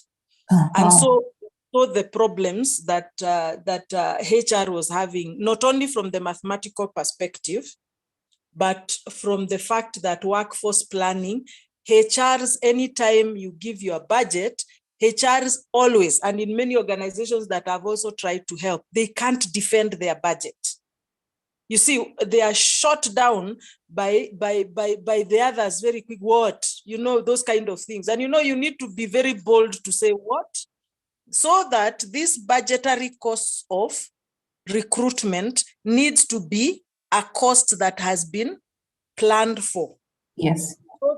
So that because we do not know about attrition, depending on the aspect of the organization, we don't know about chances. You see, life is always a chance. Good employers can come out there, and you always lose the good employees. You don't lose the bad ones. The bad ones have nowhere to go. So they'll be around for a long, long time, But these good ones, they are the ones that are headhunted, they're the ones that leave, and they're the ones that now bring that other cost of the non-productive cost of training a new person. Okay?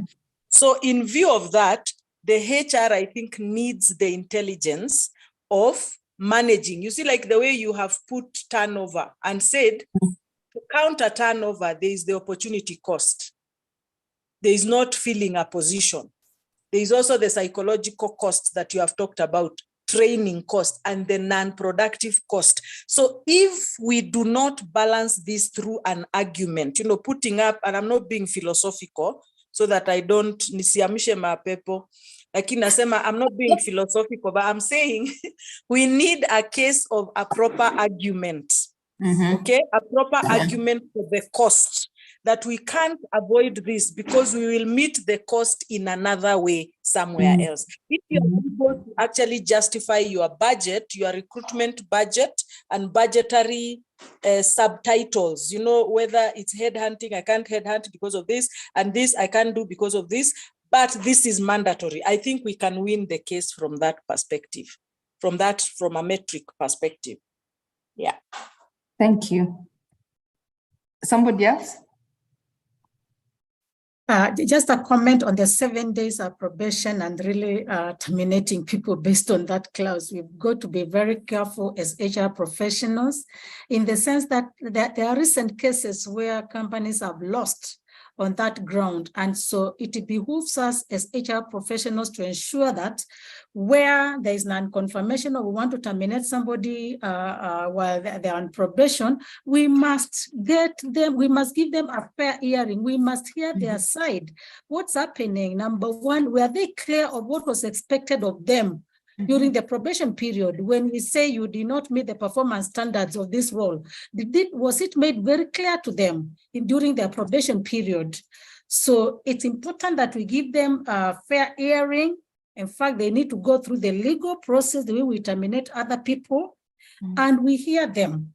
So it's critical just to avoid some unnecessary legal cost to the business. True. And maybe just to add to that, you may be on probation, but again, having not met the deliverables, what else did you do as an institution when it is about performance?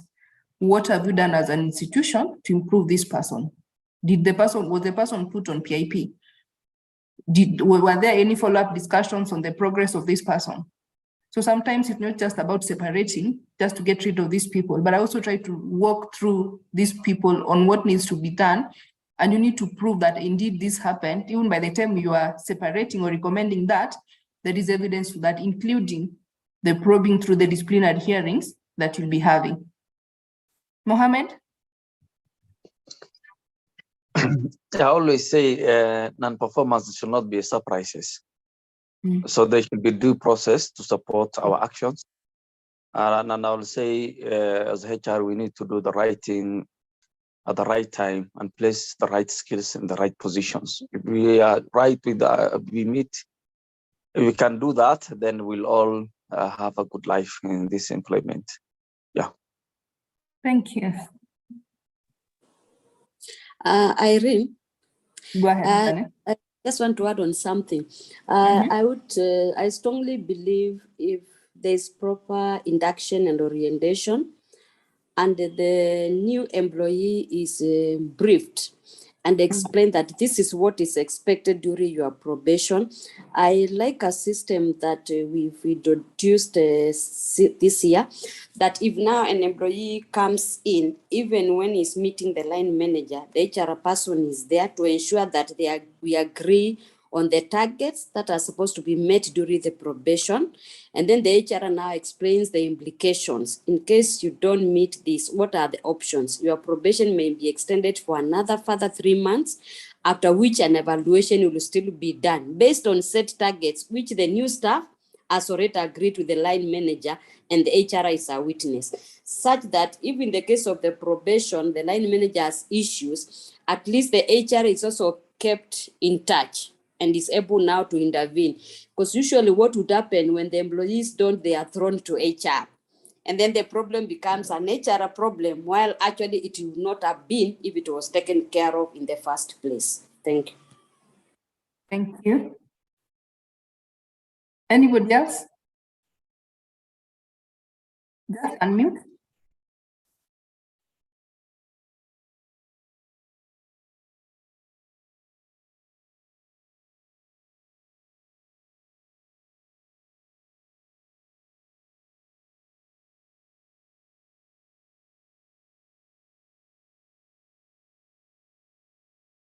We've discussed about taking care of our employees right from the onset, from the advert to the placement.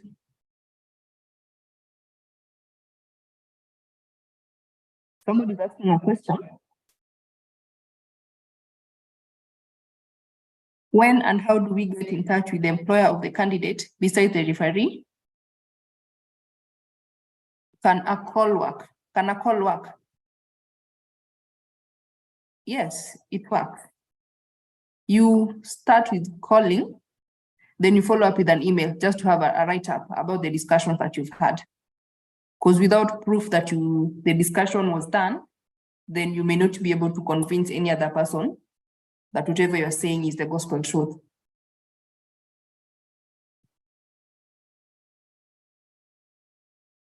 How do we get to attract these candidates you're talking about, whether you are at entry-level position or a leadership position?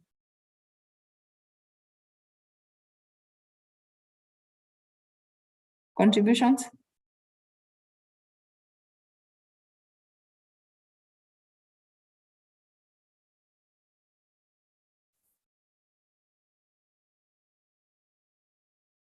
We need to look into our adverts keenly, because even the advert that we send out is likely to give the image about your institution, the roles that you're putting in, the kind of organization that you are, and the value propositions that you're going to offer to this candidate, so that this candidate can also align to what you're providing.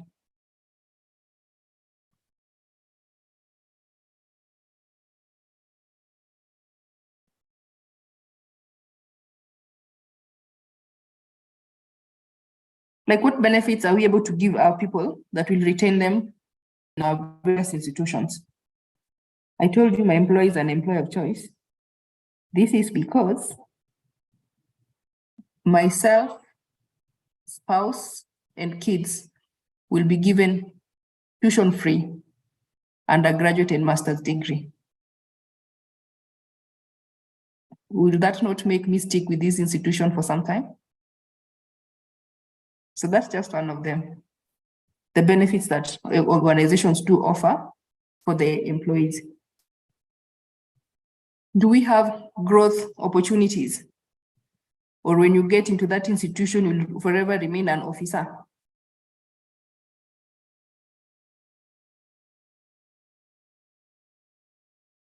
Employee referrals, in terms of, you can also recommend, now that you're in the HR profession or the various professions that we are in, when an advert is sent out, you can share through your various sites and ask these people to apply.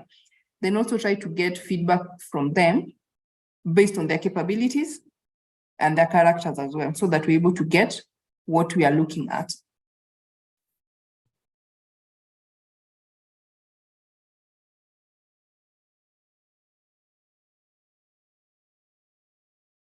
Somebody else with any other addition, or what else we are doing to ensure that we get these best candidates to fit our various institutions? Okay, I just wanted to ask a question or to project. Yes, we are talking about techniques to attract job candidates, but I just want to add a spanner to the works and state, you can look at a job,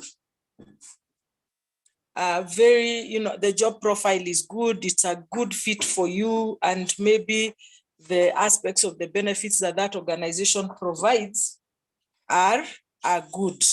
But no one prepares you for the demons in an organization.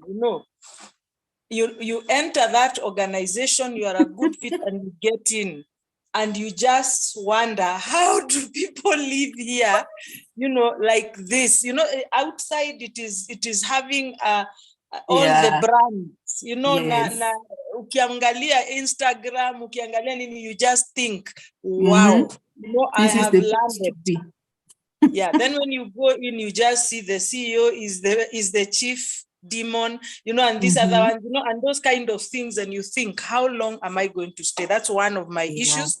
The second issue is that there are jobs that you can try to attract people to come to, but you come and find the people who are warming the authority benches, they are not as learned, or they are not as, so your CV intimidates even the MD.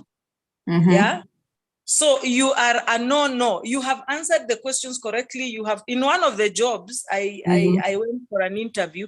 I was actually called and asked, the new CEO who came in was as a former HR, in those Genesis times of their lives.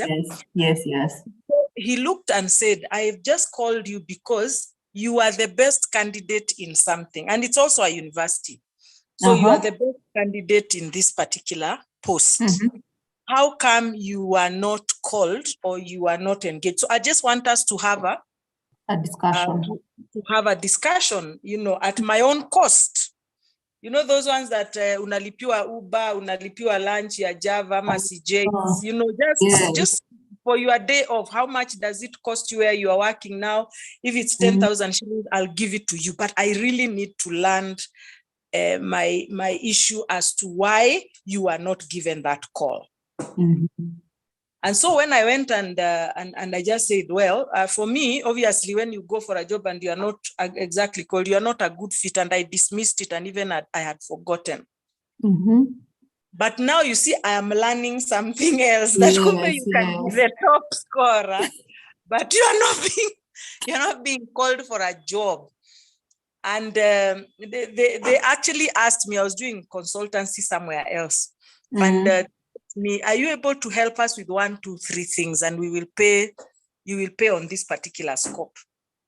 So of course now I did that for purposes of, no one has ever been insulted by legal tender. And so you do these things, and then you discover, so there are things that people have to hide, and they don't want some certain abilities in the candidate that you are, and so there is this going story. That's the third point. There is always this going story in corporates. And corporates always tell you, when you are hiring, including interns, do not bring interns who will threaten you. Their abilities will threaten you. Yeah. And this was an organization that I was just looking and thinking, you are trying to attract the top talent, and you have that statement coming out of you. Then they said, unajua wengine wanakujanga hapa na siasa, and before you know it, your job is gone. So we will always get the third and the fourth type candidates. When you are, they have something about them that they'll always feel grateful to you, those kind of things. Yeah. And so you are not attracting the best.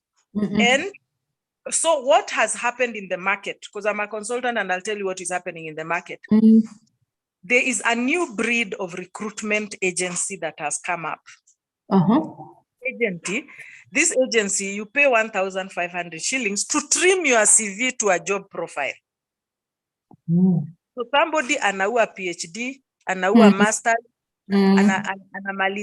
anamalizia penye so unataka a good maybe a higher national diploma can do or an undergraduate.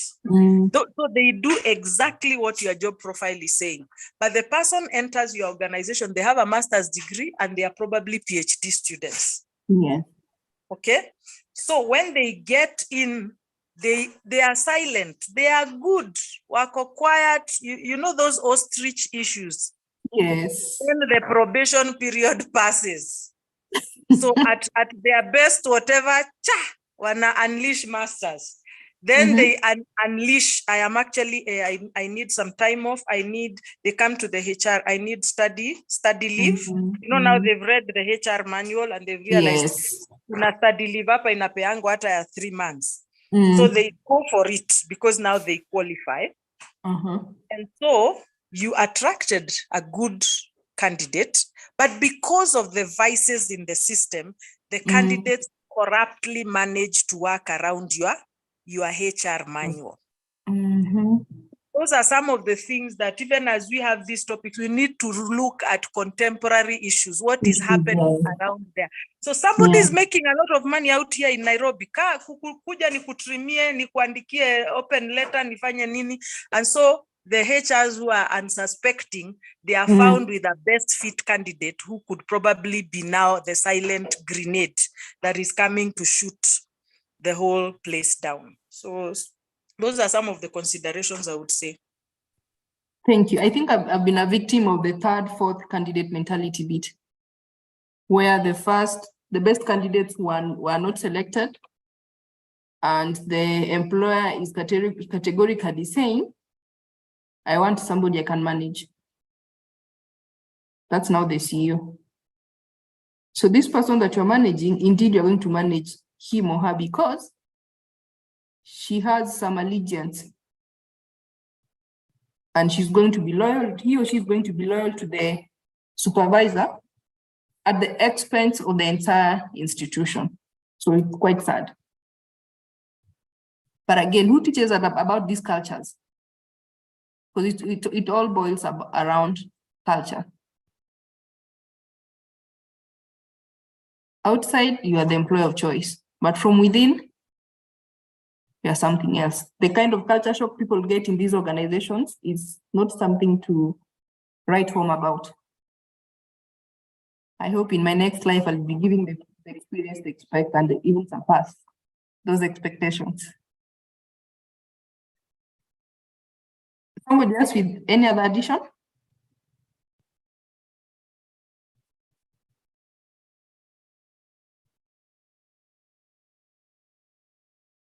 We are good. Maybe offer a comment about employee referral. Employee referral, because sometimes you get good picks from employee referral, but other times it can be a gang of thieves from some place. So they are coming and slowly infiltrating your organization. I'm sorry, me, I'm a scholar in terms of HR. So we try to look at what are the things that are making life very difficult at workplaces. So employee referral anasema huyu ni mtu mzuri na anamleta. Na kweli ni mzuri, but sasa before you know it, a different culture has started in the organization. Huyu anarifaa, huyu anarifaa, huyu anarifaa, huyu. They could be doing very good work until now they become this political party. Yes. We did not want within the organization. So I think that's also happening at workplaces. And so it's something maybe to note. A lot of that is happening. And maybe before we just say like this person was referred by ABCD, fine, the referral was done, but what else do you need to do as an institution to ensure that the referral is the best fit? Because sometimes they tell you, show me your friend, I tell you who you are. If they know Irinogutu is this kind of a person, why would they rely heavily on my information when they know very well that, hapa si kuzuri? But again, sometimes we really know how to play our cards and hide everything else under the carpet. The organizational values that we need to promote, that's what you've talked about. We do promote them on social media, but again, is social media the gospel truth of what is happening on the ground? That may not be the case, plus or minus, because we always want people to view us as very good people. You do not go out hanging your dirty, literally hanging your dirty linen in public. You find better ways of addressing such. Collaboration with external recruiters. This is where maybe you first of all they do for you the recruitment, the first phases of it. Then they give you the last 3 candidates. Check from amongst the 3 who is the best fit. So that even as an institution, you're able to have a feel of these candidates before you're just given the final people, the final team or the final person to be just placed just like that. When we participate in career fairs, how is that a plus to us? Exactly what we are doing now. We are able to pick on certain things and certain values from respective individuals and maybe make an opinion about them, so that even as we recruit or as we engage further, we're able to get to understand these people better and can make more out of those discussions. Internship, yes, works. Depending on the position, sometimes you do have the management training programs or the normal internship programs for the various positions. This also helps the institution to build capacity, as opposed to just waiting to get people from the market. You can also train these people to get entrenched into your culture, especially if this is the culture that it is a dream come true for any other organization. So if you train from the scratch and make these people the best, then it's going to be very easy for you to work with them for the period they'll be with you, and also get more benefit from them. Because by the time somebody comes from the internship period, there's that bit of, there's some stability a bit. So you can plan with this person for at least 3 years. Then thereafter, you can also try to get other more people on board, just to ensure that there's continuity. Because with the kind of people we are recruiting now, especially the zillennials, you cannot plan with them for 4 years. Be safe when you do at least 2-3 years. Then you'll be able to know where else you're headed. Interview processes. I don't know whether any of us has just gone through interview, then you say, just from the interview process, this is a no-go organization. I don't know what makes us have that kind of a feeling. You are told to come in at 10, you wait until 3, you're told certain manager has not come, so we're still waiting. They tell you just continue waiting, no information is being given, or they rather communicate on email and tell you they're going to send certain information, later on they never send. When you come, they ask you, whoever is handling is not in. Just some variances that really do not speak to the values of any progressive institution. Workplace recognition and reward programs. Maybe I will request to get an explanation from the floor how we do certain recognitions to ensure that we attract some of these very good candidates. Any experience from our respective organizations, or maybe we're probably where we worked before? Maybe I can say for recognition, you need to have a policy of reward policy in place. And inside it, you'll get, maybe you choose the ones that you are able to manage as an organization, like letters of commendation, there's the 13th salary, there's an employee being recognized, especially on performance, on the best employee. Maybe you place the picture in the organization as the best employee of the year, such like this. Thank you. Somebody else? Maybe I can contribute with what I personally put in them. Yeah. what we did is we have departmental competition over all the values of the organization. And then, you know, the aspect of the values of the organization, you put them into departmental understanding. You see, how does this department contribute to this objective? Yeah, because then from the top position, there is the general manager or the vice president or something who now looks at the overview, but cascading down to what it means, what that aspect of the vision, the mission, the objective of that particular organization. And then we say this is the pointer. This is how we are going to measure. So let the best man win. And this competition is open. Hakuna ati manager, hakuna nini. Whatever describes your job is what you know, as long as you are sticking to it and contributing to the vision, to the objectives of the organization and the values.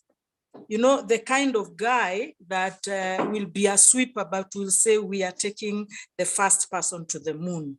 You know, kind of scenario. Yeye ni sweeper, hataki umwangalie na kifagio, lakini yeye anajua they are landing the first person, means that they understand the vision. Okay? And so we did this in an oil organization, and the person who actually scooped the end of year award, which was 200,000, was actually the messenger. You know, the messenger, we did a 360 asking clients. They said how reliable the person is. Kuja chukua check, fanya hii, ama go and take our order, come and pick this. They were always there on time. So you can imagine a messenger having a surprise award at the end of the year with a check of 200,000. Obviously, the other people will say, wewe ni kwa sababu you had a soft spot for this person. No, but here are the metrics. Yeah, suppliers also talked about this person when we asked. This is what the credentials are. And you know, the more external the testimony, the better for you, so that you are not accused also as a HR in doing this kind of things. So we need to be creative. We need to create aspects of this outside the norm, outside the books, because we let's throw the box and let's, you know, let's do some other creative ways of encouraging employees and keep on training and keep on making them aware this way. There is a long time, there was something called British Council, and British Council used to have videos. Yeah. And I think this thing died off, but the British Council used to be a career fair, you know, of sorts. Eh? And they would give this, and they had a very soft spot on HRs, you know, giving HRs a different hiring rate compared to anybody else. So one of the videos was who killed the sale.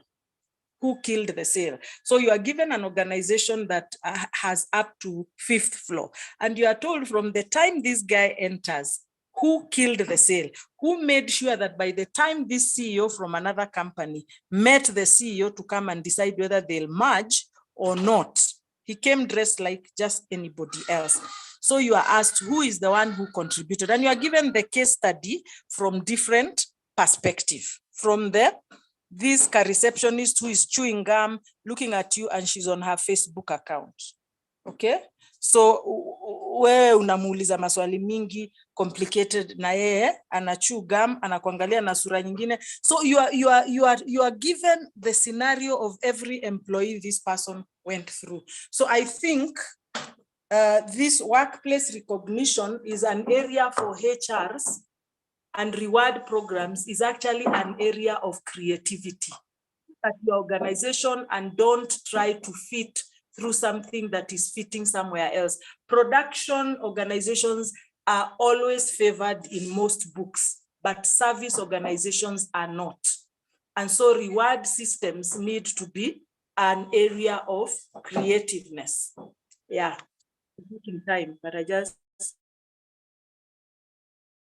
I can also share a bit of experience because I believe we are here to share experiences and we can learn from one another. I've seen really breaking down the recognition aspect to every level in terms of, we do have an online system where you spot somebody doing something good, somebody just going above board, and you log into a system and you just say what they have done. And you can choose either to appreciate them through an email, through a memo, or a bit of some financial aspect. And I've seen it really work perfectly. Being a group of companies, we can even spot somebody in another company doing something good. We also have projects that are running and we don't identify the people. We actually open them up to everybody. And they tell us the value that they are going to add into this, and they are able to prepare a presentation and pitch that presentation to a number of people. And at the end of it, there are also rewards and certain recognitions that are done by participating in such group projects.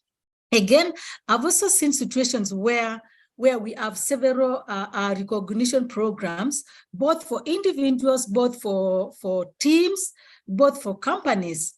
We can have a service award, we can have a customer delight award, we have Good Samaritan award, Young Achievers Rising Millennial Awards. And these are people that are doing really wonders, and you find them being nominated and we award them, and it's quite fun. It's actually fun, and you can find, just like what Catherine said, a messenger being a young achiever, maybe because she saved an organization certain costs by making a proposal. So I think it's the way organizations just decide to do it.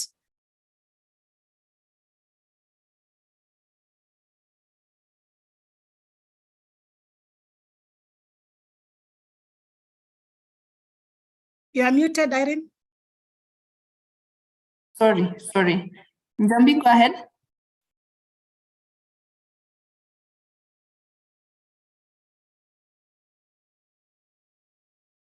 Please unmute.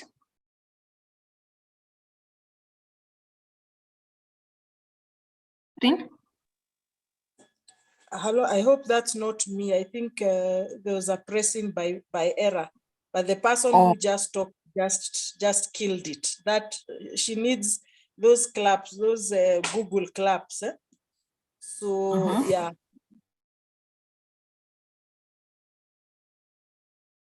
You are muted again.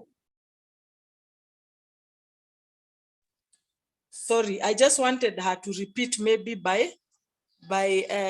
she gave a very good point, which I think a lot of people need to borrow from on various angles, because for me, if Africa can shoot out first world and have our own HR schemes that we go and we can compete relatively, we would be more than happy to do that.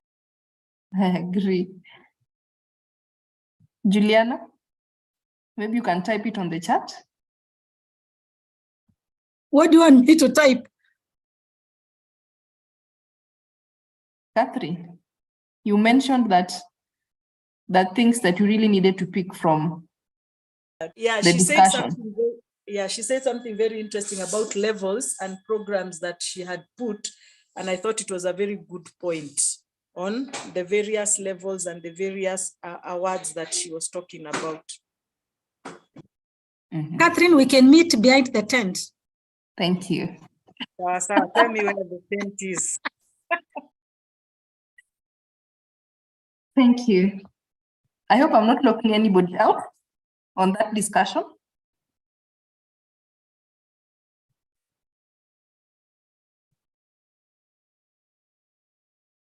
The employer of choice. Are you a progressive? Are you working in a progressive institution or a regressive one, retrogressive one? And what does it mean to be an employer of choice? We can borrow a lot from the COVID incident. And if we can do a discussion maybe for about 3 minutes, then we get to understand how we're able to change and fit within the changing times. Judy Agala.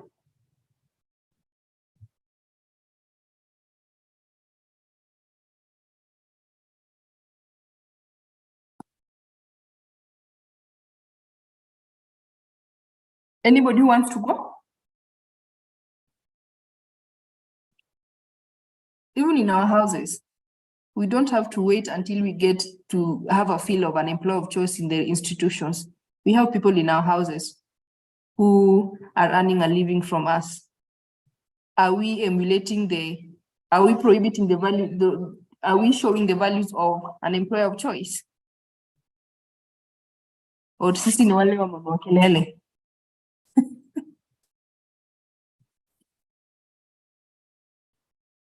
It's all about the policies and adopting the new trends that are currently happening. But again, on the new trends, are they positive or negative? You need to look into what works for your institution or what works for you. Is it a culture that you can borrow from, or is it something that we do because a friend is also doing it? For example, they have a policy on medical benefit that is prorated in terms of, depending on your position, you'll be able to get certain benefits. And in company A, it is lump sum. Whatever person A is getting is what the CEO or the leadership position will be getting. So is this something that can be adopted or not?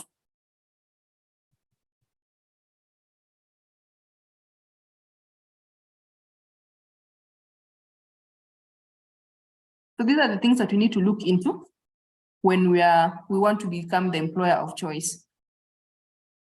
Career growth. Am I able to grow through the ranks and become the director in my section or in my division? Or those positions are a preserve of who the employer or the CEO wants? Meaningful work. I'd want to wake up every morning looking forward to going to my desk, as opposed to waking up and just losing my alarm clock until 8 o'clock. Then I start packing pole pole and I get to work at 9:30, 10. When in the office again, I walk from desk A to desk B. By the time I'm settling, it will be 1 o'clock. Again, I go for lunch. By 3 o'clock, I am done. No productivity at all. Or is it something that I'll be looking forward to doing, such that when I get to the office, I'll be having my own space to do the things that I want to do and be able to speak to the needs of the other employees and also the institution as well. We've mentioned about the appreciation and recognition, so that we'll have to skip. Work-life balance is very key. Are we the people who, even our leave days, we must beg for it, like they're doing us a favor for giving us leave days? Or it should be an environment where when I say, I would wish to take my leave days on this certain day, having planned it with my supervisor, then I'll be free to go, as opposed to bringing those things that are going to block me from taking my leave in the name of, we are too busy. You cannot be late. We cannot let go of you at this particular point. And that is always the song from January to December. Strong leaders, and strong leaders in this case should be leaders who are able to support you and give positive criticism. Sometimes it can be negative or positive. But again, when they give you such feedback, is it because they want you to grow, or they're giving you feedback just to kill your mojo? It is something that needs to build you. I may be telling you whatever you're doing is not right. We can try to work around it like that, so that we're able to improve on both sides. Not that when I tell you today you're not going to get an A, you feel like the A is like something that I must have. It is good to have it, yes, but let's learn on how to earn certain things. Fairness. Somebody mentioned that for senior leadership, now they'll be treated differently. Entry-level positions, they're also being treated differently. But again, are we not all employees? So fairness should be for everybody else, so that we all feel accommodated and appreciated. We need to also empower the people in terms of, when I employ you as an officer, are you an officer who is going to depend on my instructions, or you're at liberty to make certain decisions and just come seeking guidance on how you can pull through with whatever it is that you're running with? That's the kind of leadership or the mentorship that we have, so that people are able to be independent and grow their wings so that they're able to become better, as opposed to confining them in a small office and reducing them to people who are only able to do clerical duties, rendering their brains not very active. Strong reputation. That things that you would not wish to be part of the characters or certain personalities that you'd want to be associated with. For example, you mistreat your people, or you are the supervisor and you're mistreating your people. It is strong that it is strong, yes, but how is it a positive or negative? We should pride on strong reputations that build us positively.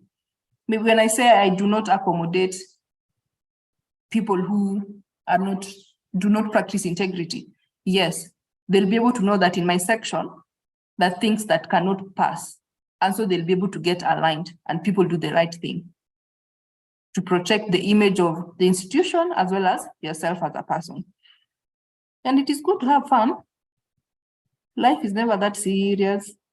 Do you have those activities where people just come together, have fun? And sometimes there is no fun without food.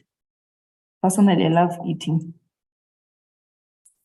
So when you have such kind of activities, make it a bit more fun and outside the office, sort of. You are a human being before anything else. So be you at that particular point. Then again, when you go back to the office, depending on the circumstance, you need to portray that kind of a trait that reflects the situation. CSR. How is this a plus to being an employer of choice? Do we have certain things that help the community around us? And the community must not just be community outside the institution.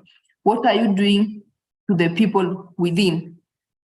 I want to give a narration about an organization that just had a welfare benefit, a welfare kitty for certain people, that they were paying fees for the employees' kids who are in certain schools. So every year, these people are always looking forward to getting that check that they need to take to the school. So if you have such, are we not going to have people who are going to support your agenda? As opposed to waiting to see people who are suffering from outside is when you help. Sometimes it is good to start from your home, then you can extend it further.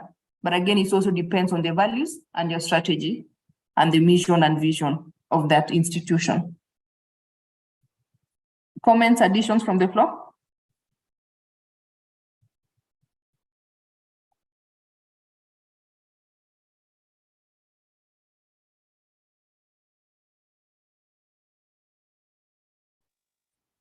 I think there's also the aspect of, because is basically you're helping people to answer the question when they are asked in an interview what they are looking for.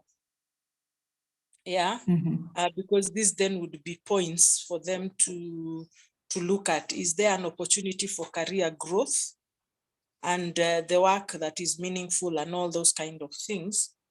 But one other aspect is the aspect of taking care of the community through insurance. You see, welfare programs. I think when it comes to an opportunity where employees need some form of help, and which is going to become increasingly in need, looking at the way we have the statements of wapende wasipende kind of issue with housing schemes and stuff, we are going to have an opportunity, we are going to have a case where employees are parting with a lot of money for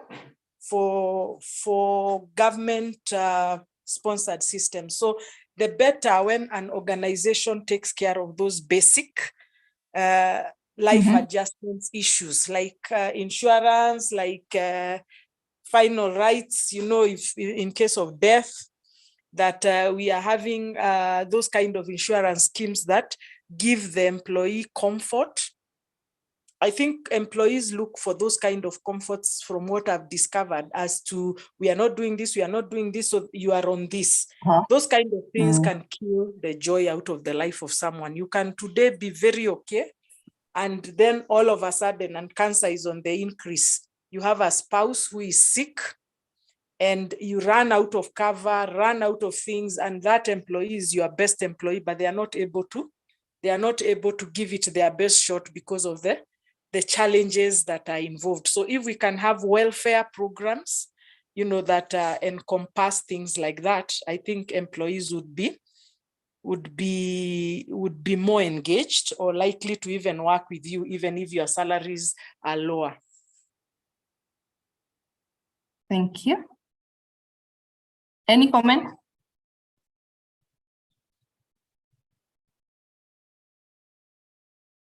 Yeah, there are those schemes, of course, where yes, insurance is there.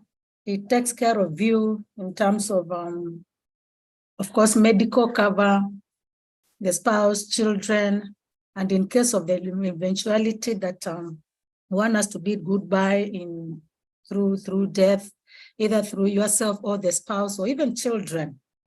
Have been organizations where they extend those covers, and also they motivate people to get a mortgage, because the organization gives mortgage maybe second to the government, because I think the government gives mortgage at 3%. My employer is not very far from there, so it's also a selling point that we also ensure that you're able to get a roof for yourself, for your family, so that you are okay. I mean, so we take care of including even mental health. We are seeing so many other cases. Or are we calling people manoki and also dismissing you? What support are we giving you mentally? Yeah, because it may not show at the point when we are coming on board. So you are already with us. Do we dismiss you? No, we try to help you. We try to support you. And you never know the kind of employer that you have until when you are faced with a serious matter like death, how they step in really in such a gap, really, I think leaves you really totally sold into this organization, and you'll never leave, or you say goodbye at that particular point. So there are so small things that I sell at the point of when we're hiring people, including bonus. Yes, we are talking about COLA. COLA is COLA. But those people who demonstrate over and above really their roles in terms of performance, are we differentiating the way our performance, or are we just one size fits all? So again, also selling that particular proposition as you hire candidates. Thank you. Somebody is asking if that the salary was not part of the list. I want to throw that to the participants. Is salary a benefit?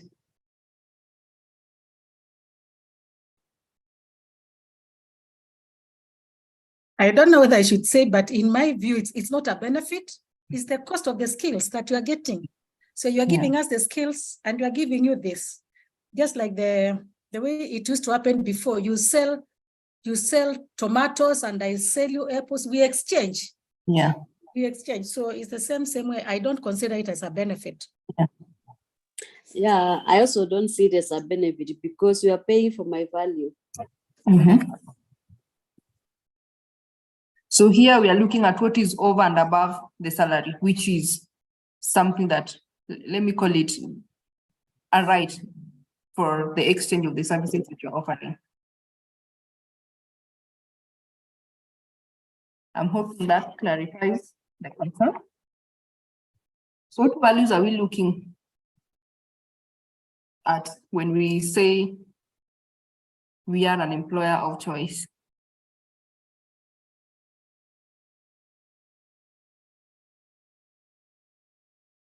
It's all about the policies and the procedures and the culture of that institution.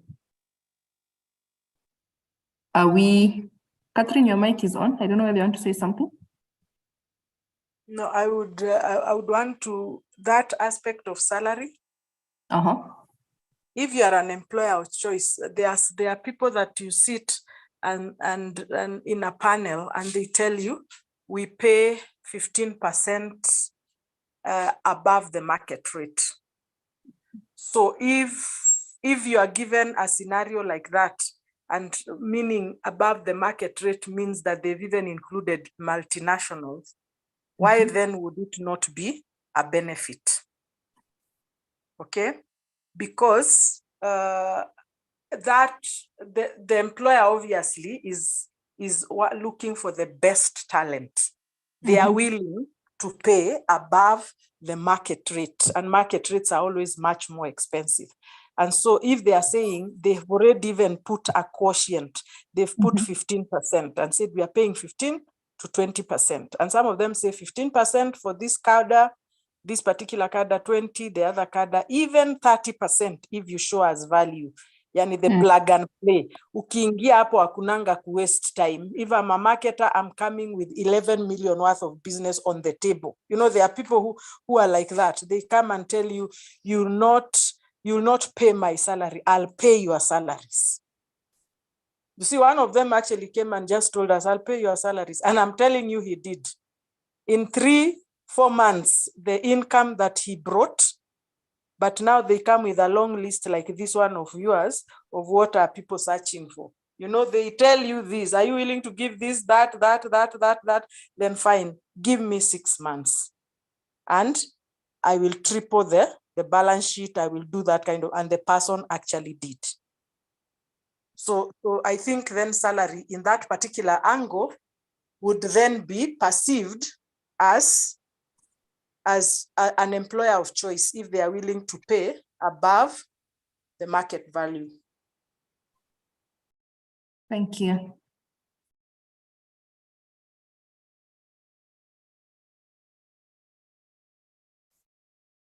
So the values that makes us employers of choice, from the best trends, best practice, whatever it is that is happening. But again, as we said, can we contextualize into our environment? We are not going to borrow from A and fit into B and expect it to work. It must be in a similar environment. And again, depending on also your capabilities, how capable are you?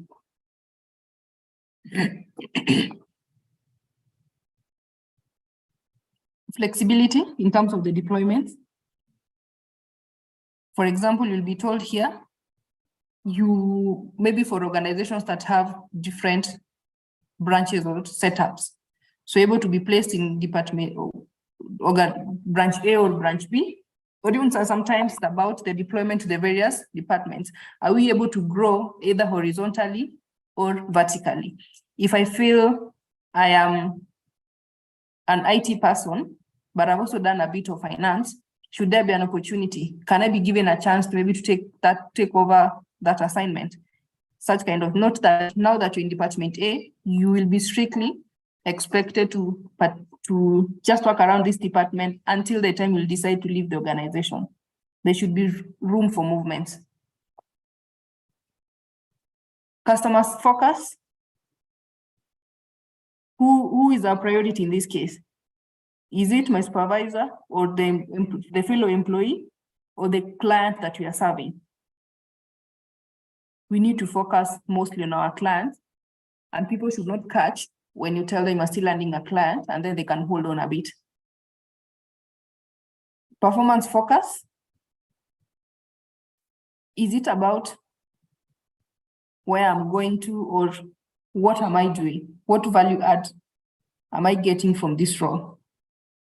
For example, you're the HR manager of that institution. How are people feeling you? Are you a liability or an asset? Are you able to solve the solutions or offer the solutions that the institution is looking into and make the place now the employer of choice that you're talking about? Or are you going to be the person that is going to sit on your employees in terms of their growth and any other thing that they're able to get from the employer, the benefits that you're talking about? Are we going to champion that these benefits be issued, or rather we are going to argue with the mind of there's no budget? There's no budget, yes, but did you budget? We pick it from there. Somebody already mentioned about that. Human spirit. We value work that gives meaning to you. Not like like I said before, it is not something that I'll be struggling to wake up every day to come and do. Is this something that will be giving me joy, the energy, and I'll feel enthusiastic or excited about it and be able to do more, so that even when I go home to retire to bed, I will be able to sleep peacefully knowing that today I really impacted a life, or I really met my deliverables. And from these deliverables, it's not just about my supervisor or the organization. There's a way I feel this position is also connected with my vision and mission as a person. Commitment. You can be committed as an individual, but again, the employer will determine whether that commitment will hold or it will not. Like now you need to, as a supervisor, you need to handhold your juniors and make the best out of their current positions or even their current capabilities. But when the employer is not seeing that, it may be a bit of a challenge, because you'll be told these people should not be able to grow because we do not have space for them. But again, in any normal house, we need to always learn to spread our tents and enlarge our territory so that we're able to conquer certain challenges that will be ahead of us, not just staying in the comfort zone for the sake of, at least I have a salary, I have ABCD. Those are bare minimum. What more do you want to have? Lifelong learning. We are at the point of the recruitment, all of us have the requisite qualification. But again, we will not stop at that, because a lot is changing. And we should be able to keep up with the changes in terms of the new developments and education that keeps on evolving every other day. Maybe initially the Employment Act was very categorical that ABCD is going to be as it is. But again, it changes over time, and a lot of amendments are being done. So are we able to keep up with the amendments, or will be sticking to, at least I know the Employment Act was done in 2007, but after 2007, what else has been done? Lifelong learning, that is it. Open information. Here, I think I've had a problem with one of my supervisors. They will go to the boardroom, make a presentation, come back and tell you the meeting is over and the information they have is confidential. So I don't know at what point these junior officers are able to get what the feedback is in terms of how they're doing towards the strategy. And I know as a supervisor, there's certain information that you're not able to give to the other team members based on how you operate. But again, there's a certain level of disclosure, so that even as we operate within this section, there's that information that at least an employee should be able to know, not making everything else private and confidential, just to you and the bearer of that office. Everybody else outside that office should not be able to know. So for continuity, what happens? And even for my growth, or even the growth of these other people in the department, how else are they able to support? Because sometimes you have those support that we're able to give, or insights that we're able to give, regardless of our position, that might be able to help the institution, because sharing sometimes gives us a bit of a larger view and be able to make diverse opinion on that and make a better decision. Additions from the floor?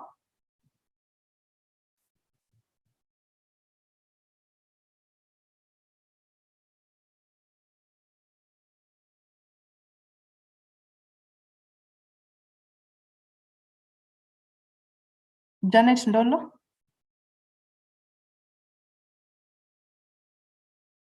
Okay, thanks, Irene. It just got me thinking and wondering, if I was to assess my employer as an employer of choice and I'm in HR, how would I go about it so that is known? One thing I know that we score currently is on open communication. We've established a lot of channels for communication, and this has come as a result of initially what was happening is like some information was like held confidential, just as you have said, that we don't know what happens in the management meetings, no information is relayed, and therefore staff started getting agitated. So we had to come up and say, it's like now we are enemies in a camp. So how do you overcome that? We have established a lot of communication channels, which has in the last 3 months has done wonders. So I was just wondering how to score. If I was to score and get the feeling of staff as an HR, then what kind of an instrument would I use and how, so that the top management gets a feel of what the staff are assessing them?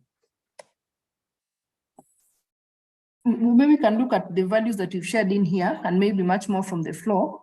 If you look at it in terms of the flexibility, how are your people growing through the ranks? Is there room for that, or are they just stuck to their positions and any other potential growth is inhibited from any movement? Is it flexible? The customer focus, are you the kind of an organization or a boss who will get worked up because an employee is not listening to you because they're still handling a client? And then the performance focus, you're looking at your performance. Is it about you or about the institution? So both should be able to be in sync. What I'm doing, is it something that makes sense to me, or am I doing it because this is how the boss wants it done? Is it something that I can do here and will be comfortable to carry to my next life and still be able to do it or even improve on it because it is the general accepted norm? Or it's just something that is unique to your organization? It could be unique, but the uniqueness, is it speaking positively or negatively about you?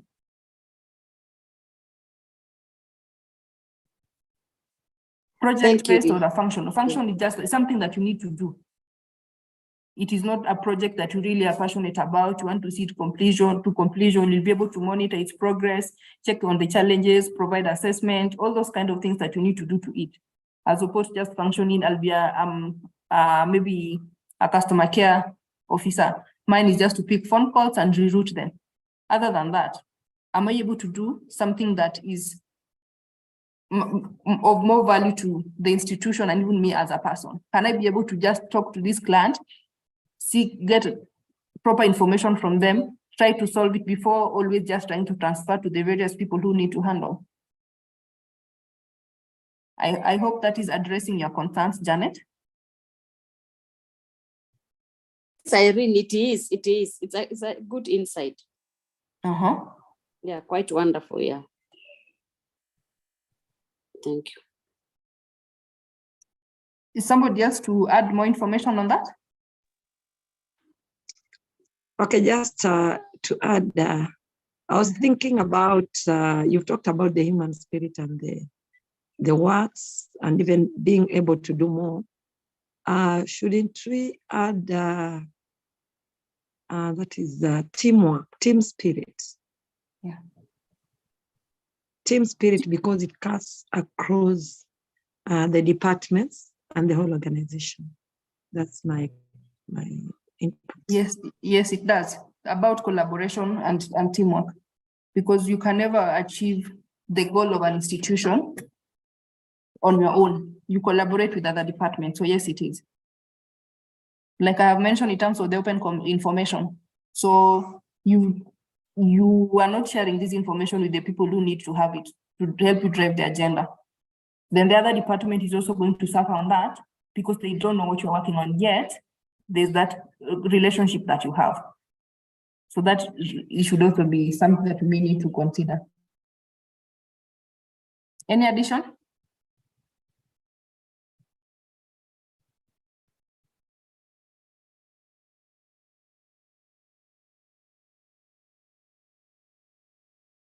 So we've talked about this in the discussions we've had. Those values are now how to embed those values into our culture or strategy. So it's all about making them fit into what we want to achieve and what we want the general public to have a feel of. And should not just be a feel, it should be the reality.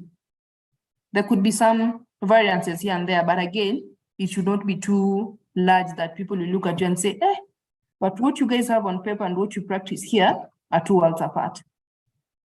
There should be some sync into that.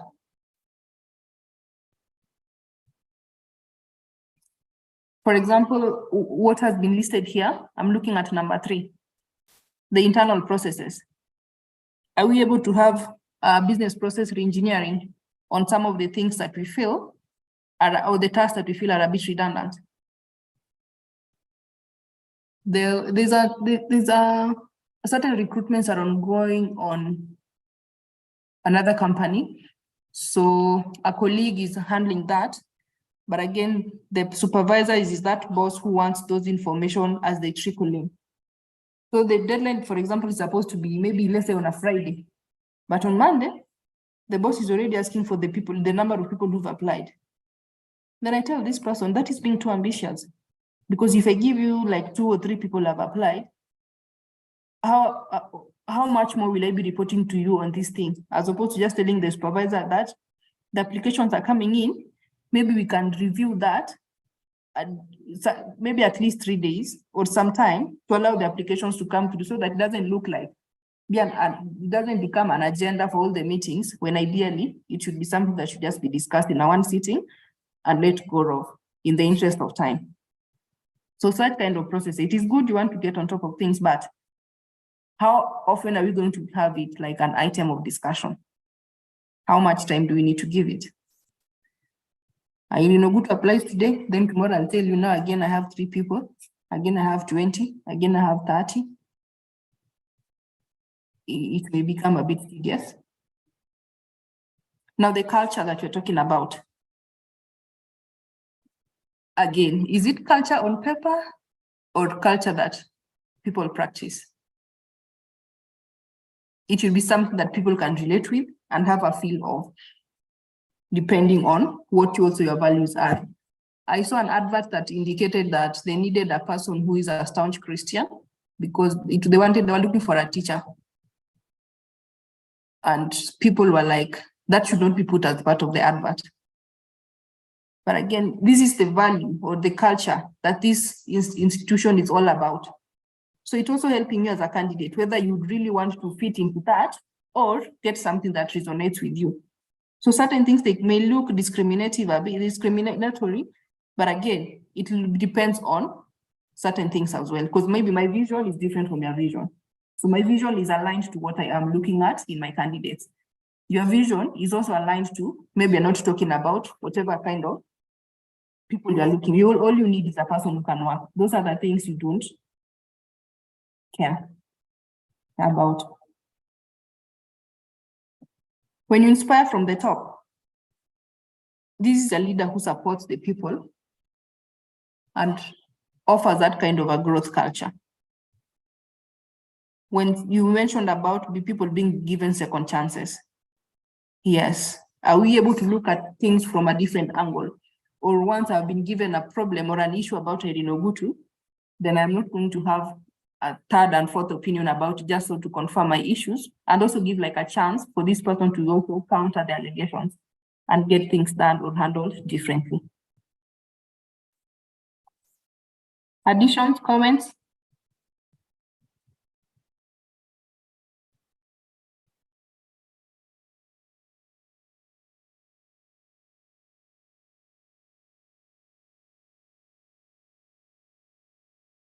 The human resource planning. It's all about having a plan of your workforce from the point you're recruiting this person to the point you expect maybe this person is going to exit. And again, it is supposed to be futuristic between today and 3-5 years ahead. How is your establishment going to be? Are you going to have enough resources? Are you going to capacity build? Are you going to still get people from outside? Are you able to make do with what you have in case your numbers grow? And in case your numbers are growing, are you able to also automate so that you also don't increase the numbers because you're growing? So it's all about checking the current stuff that you have, doing a projection of what you intend to have in future, looking at the gaps that are in between. So these gaps, how are you able to vary them? Are you able to do like some of the trainings? Are you able to offer succession plans or anything else that you need to do? On these things that you've identified as the variances, then you do like a plan on how to counter such. Then you do the monitoring and evaluation processes. as it goes by. So it's supposed to be a cycle and take almost yearly, because as every year lapses, a lot is also changing.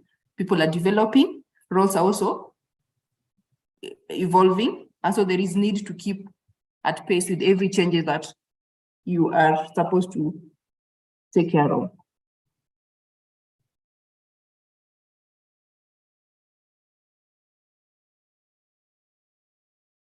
So what are the importance of human resource planning? Maybe discussion from the floor.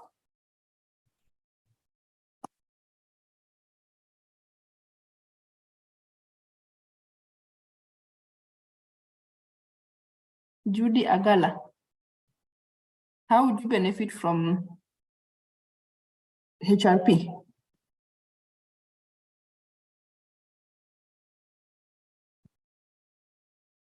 There's a lot that comes with it. You are not going to struggle on the projections every other time, because at least you have the trend. So you are able to plan and do things better. Just a second.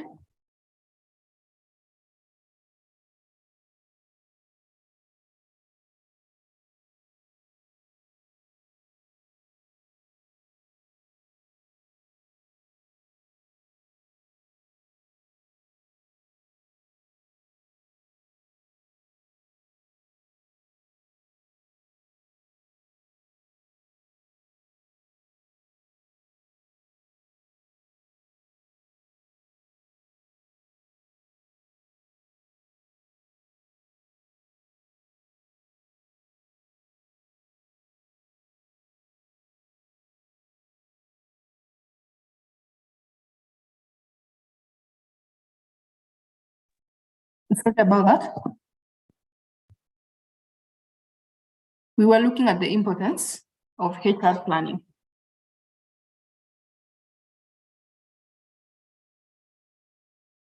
We say it's all about efficiency. It enables us to plan well. And also, we are able to, just a minute.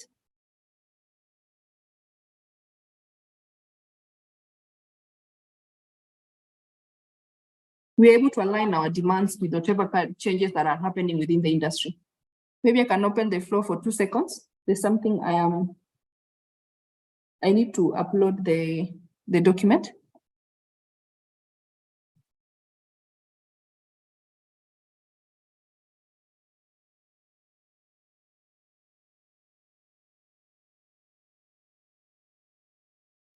Are we still here?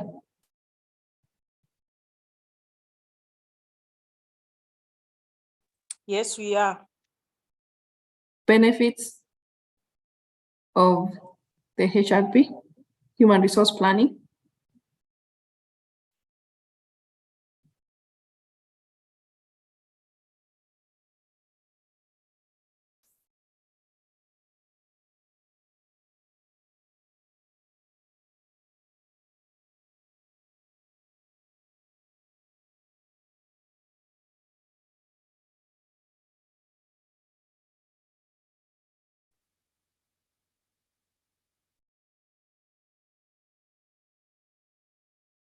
So I guess it just helps us to understand what needs to happen. And there is no much difference between human resource planning and manpower forecasting. It's all about giving an estimate of what you have presently and what you feel you'll be needing in the future. So are you able to vary any gap that may arise in between? Do you have enough to support your functions now? And with the growth that you foresee, are you able to get enough resources to accommodate that growth? And if there is no growth, obviously we all want to be growing, but again, you need to be growing in terms of profits. So in terms of cost, we really try to reduce that a lot. So the cost is going to be reduced and trying to increase on our profits. So I'd rather say, let me have 3 people in a section, but do automation as opposed to having 20 and still having all those automation rendering other people redundant or not being in workplaces.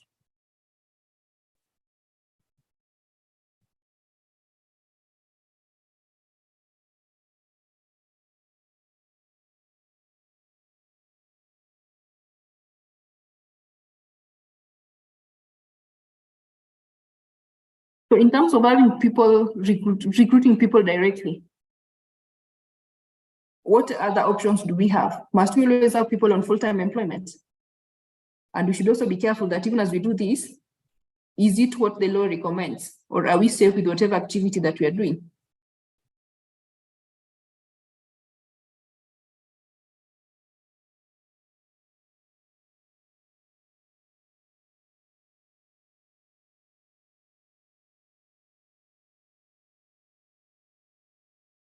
Alternatives could be the consultancy bit.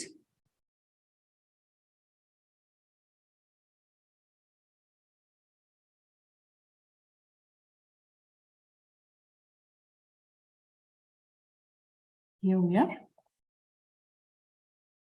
Doing a consultancy, hiring people on short contracts, depending on the kind of project we are doing. Because some tasks are not that those that are supposed to be done every other day. That those high seasons and low seasons. During the low seasons, we need to maintain operate at optimum. Then the high seasons, instead of bringing in a full-time person, we're able to bring in short-term people, either as a consultant or a short-term contract, so that we're able to get the value for that role. And when the time for separation comes, we are not going to have those legal battles. Because even that the law approves in terms of the requirements of the position.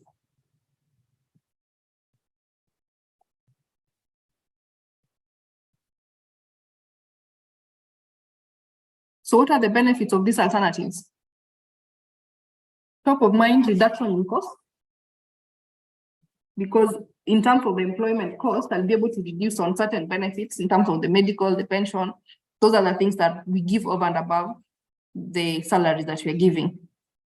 The labor costs are also going to be a bit lower because the cost of a short-term employee and the cost of a full-time employee are different. In terms of the benefits that we need to be the compliance with the regulations, it becomes a bit easier because there's less that you're going to be doing as opposed to when you're having a person on full-time. The work schedules are easier because these people will be working on assignments that are supposed to be delivered within certain durations. So there's no that bit of being relaxed within the office, expecting that I'll still be able to do something. Because the contracts are dependent on that they're time bound and also dependent on the deliverables. So everybody else will be able to think about their responsibilities and deliver as expected, because no payment will be given just because people need to be paid. So as an employee, I'll be more flexible in terms of, as a consultant, I'll be able to handle different assignments and clients at different times, and I'll be able to do that scheduling myself.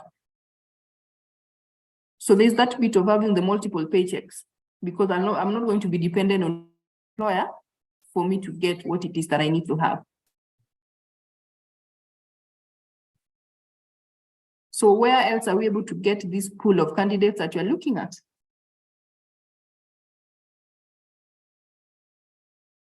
Talent pool from within the website, referrals, advertisement through maybe the print media, but again, it depends on where you're coming from and what kind of resources are you looking at. Maybe if you're looking at a professor, they'll always be reading magazines, so you also need to look at your industry. The job boards, career fairs, the agencies, and the direct contact where you do the headhunting and just convincing a person that because I know you, I have worked with you before, I'd wish for you to come and support my institution or our institution in driving its strategy because I feel you have the capabilities that we're looking at. Such helps. So externally, we do have avenues we've talked about are both for external and internal. So internal, we do the upgrading, the promotions, the having dependence of the relatives, because sometimes some of these positions are done on humanitarian ground. You feel an employee really supported you at certain points, and it is time that you also need to support them back. For example, maybe this is an employee we've stayed with for over 20 to 15 years and has made a great impact.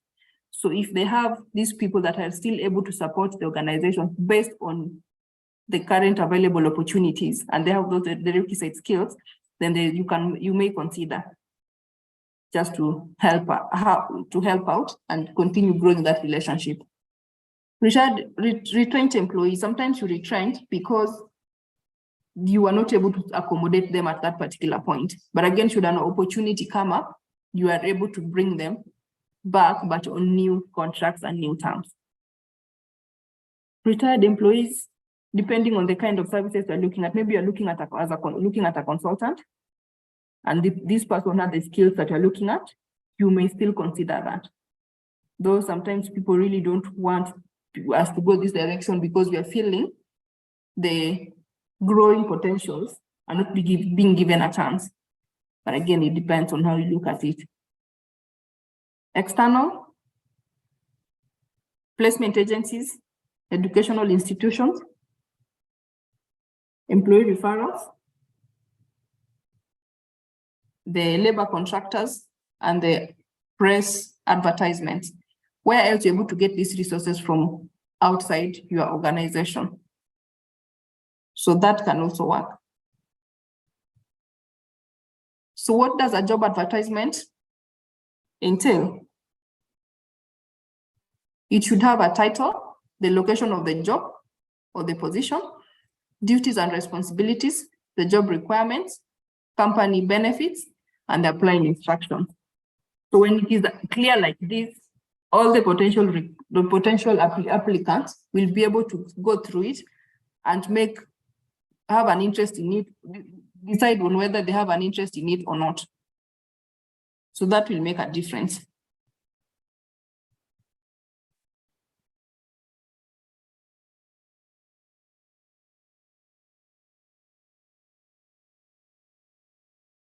What makes a JD perfect or a job advertisement perfect?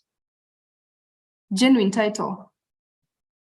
Sometimes you're given a title that does not resonate with the structure, both within the industry and even within the organization. Maybe you are called like you're a head of section, but this is a section within a section. So you don't know whether it is a section on its own or it is just a small department that just needs to be grown further for it to mature into a department. It also depends. Detailed job description. Please list all the activities and the deliverables that this person is expected to be doing. Not just 1, 2, 3 things. Then when the person comes for interviews, then you start loading things that are over and above the scope of this position. The employer brand. What is it that you want the employees to look at? Are they going to look at you as this progressive institution or just an institution? Because sometimes when people mention where you work, it is something you'll see the reaction. Is it just like this, any other institution? Or when people mention, they'll be like, oh yes, I would want to work for this institution. I know they have ABCD and they really take good care of their employees. That kind of things. The application process. Is it something that we need to get to the advert or we need to call your institution asking you to give us details on how to apply? In terms of the deadlines, is it a hard copy, soft copy? What else do you need in terms of the documentation? Mobile friendly, meaning something that can go either way, technology-wise or not technology-wise, as long as people are able to get that information. And that should bring us to the end of our discussion. And I will ask if there is any comments, concerns before we wrap it up. Additions, comments? Yeah, I can talk. Go ahead. I really appreciate we've really gotten insights, knowledge, understanding, and thank you for the presentation. Something to add was, I know you've majored on recruitment. You've talked about the HR planning and majored mainly on recruitment. And you talked of the offboarding also, that is managing the process from the recruitment went up to the end. So I think maybe next we should have how do you exit an employee that you've stayed with? Yeah, for a long time. Thank you. Who else wants to share something? I have a question, please. Go ahead. Now, my question is, when you're through with the recruitment, you've already sent a job offer. How fast should you tell the other people that they were not successful, considering this other person is giving you 1 month to join? So should you wait for 1 month until that person has now come in? Now you tell the others you are not successful, because within the 1 month, they can also reject your offer. And then you find yourself in a predicament where you had already told number 2 and 3, you are not successful. So what's the right way of doing it? Usually the job offer has a timeline, and best practice, they usually say the offer will be valid for 2 weeks. So should you fail to respond to it, then it will be considered redundant. So within the 2 weeks, this person is able to join and commit. And once the person has signed the offer letter, that is, it confirms that this person is a potential candidate for your organization. So at that particular point, you are free to now share the feedback with the other candidates based on the fact that at least you've gotten a confirmation from this person and they've informed you that they're willing to report. Because should this person again, the separation process would again go like any other normal employee. So you can explain what you need to explain to the subsequent applicants should your person decline the offer having accepted it subsequently. All right, thank you. Thank you. You're welcome. Irene, I can also add that sometimes, and I've seen this happen, it may be safe as you regret to the candidates who did not make it. You may want to go a bit slow on either candidate number 2, whom you may consider as an option. I've seen instances where people send the letter of offer, and the day that they are reporting, they just call in at around 8 and they say 8, 9, sorry, I'm not joining you. I've been given a counter offer. They have already accepted the offer. You are ready to onboard them, and it happens. So I think it all depends. If there was a strong number 2, you may want to regret everybody else and still keep the conversation alive with this number 2 candidate until the other one really reports. Yeah. Thank you. Anybody else? In the interest of time, I've seen a comment from Catherine. She's grateful for the opportunity. So even as we wrap up, I think a good dancer knows when to exit the floor, right? So I'll request somebody from the floor to give a vote of thanks. Then we call it a day. Volunteer.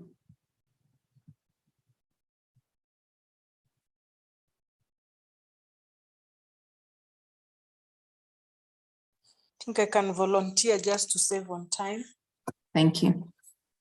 I think I would want to just state you have done your job, and we've been very, very grateful. Also, the opportunity for sharing, so that we see what is happening out there. You provided that, so we are grateful for that, because again, if we don't do that, then it means we just buy the manuals and read and put them on the shelves. But a great share is always good, especially for the young people in the profession. So I think you've provided that, and we are very, very grateful. And by and large, we're also grateful for his ACHRP because of the opportunity of being available to offer support to the profession of HR, because it's a very difficult profession. You learn many things, but when you go on to the job post, you can hardly apply a lot of some of these things. We are very, very grateful to ACHRP for this opportunity, and And we also thank God that we are alive today to be able to do this. By and large, we must thank God that we are alive and we didn't die of COVID. And it's an opportunity to learn and to grow with the contemporary issues in the market and in the space of HR. Thank you very much, Irene. It was nice hearing from you. Thank you. Thank you, Tim. And thank you for allowing me to lead the discussion. It's an honor. We have a beautiful day ahead. And hopefully we wish us to have an agile week as we report our work sessions next week. Thank you and bye-bye. Thank you very much. Thank you. Thank you. Thank you. Thank you all. Thank you. Thank you. Thank you. Thank you.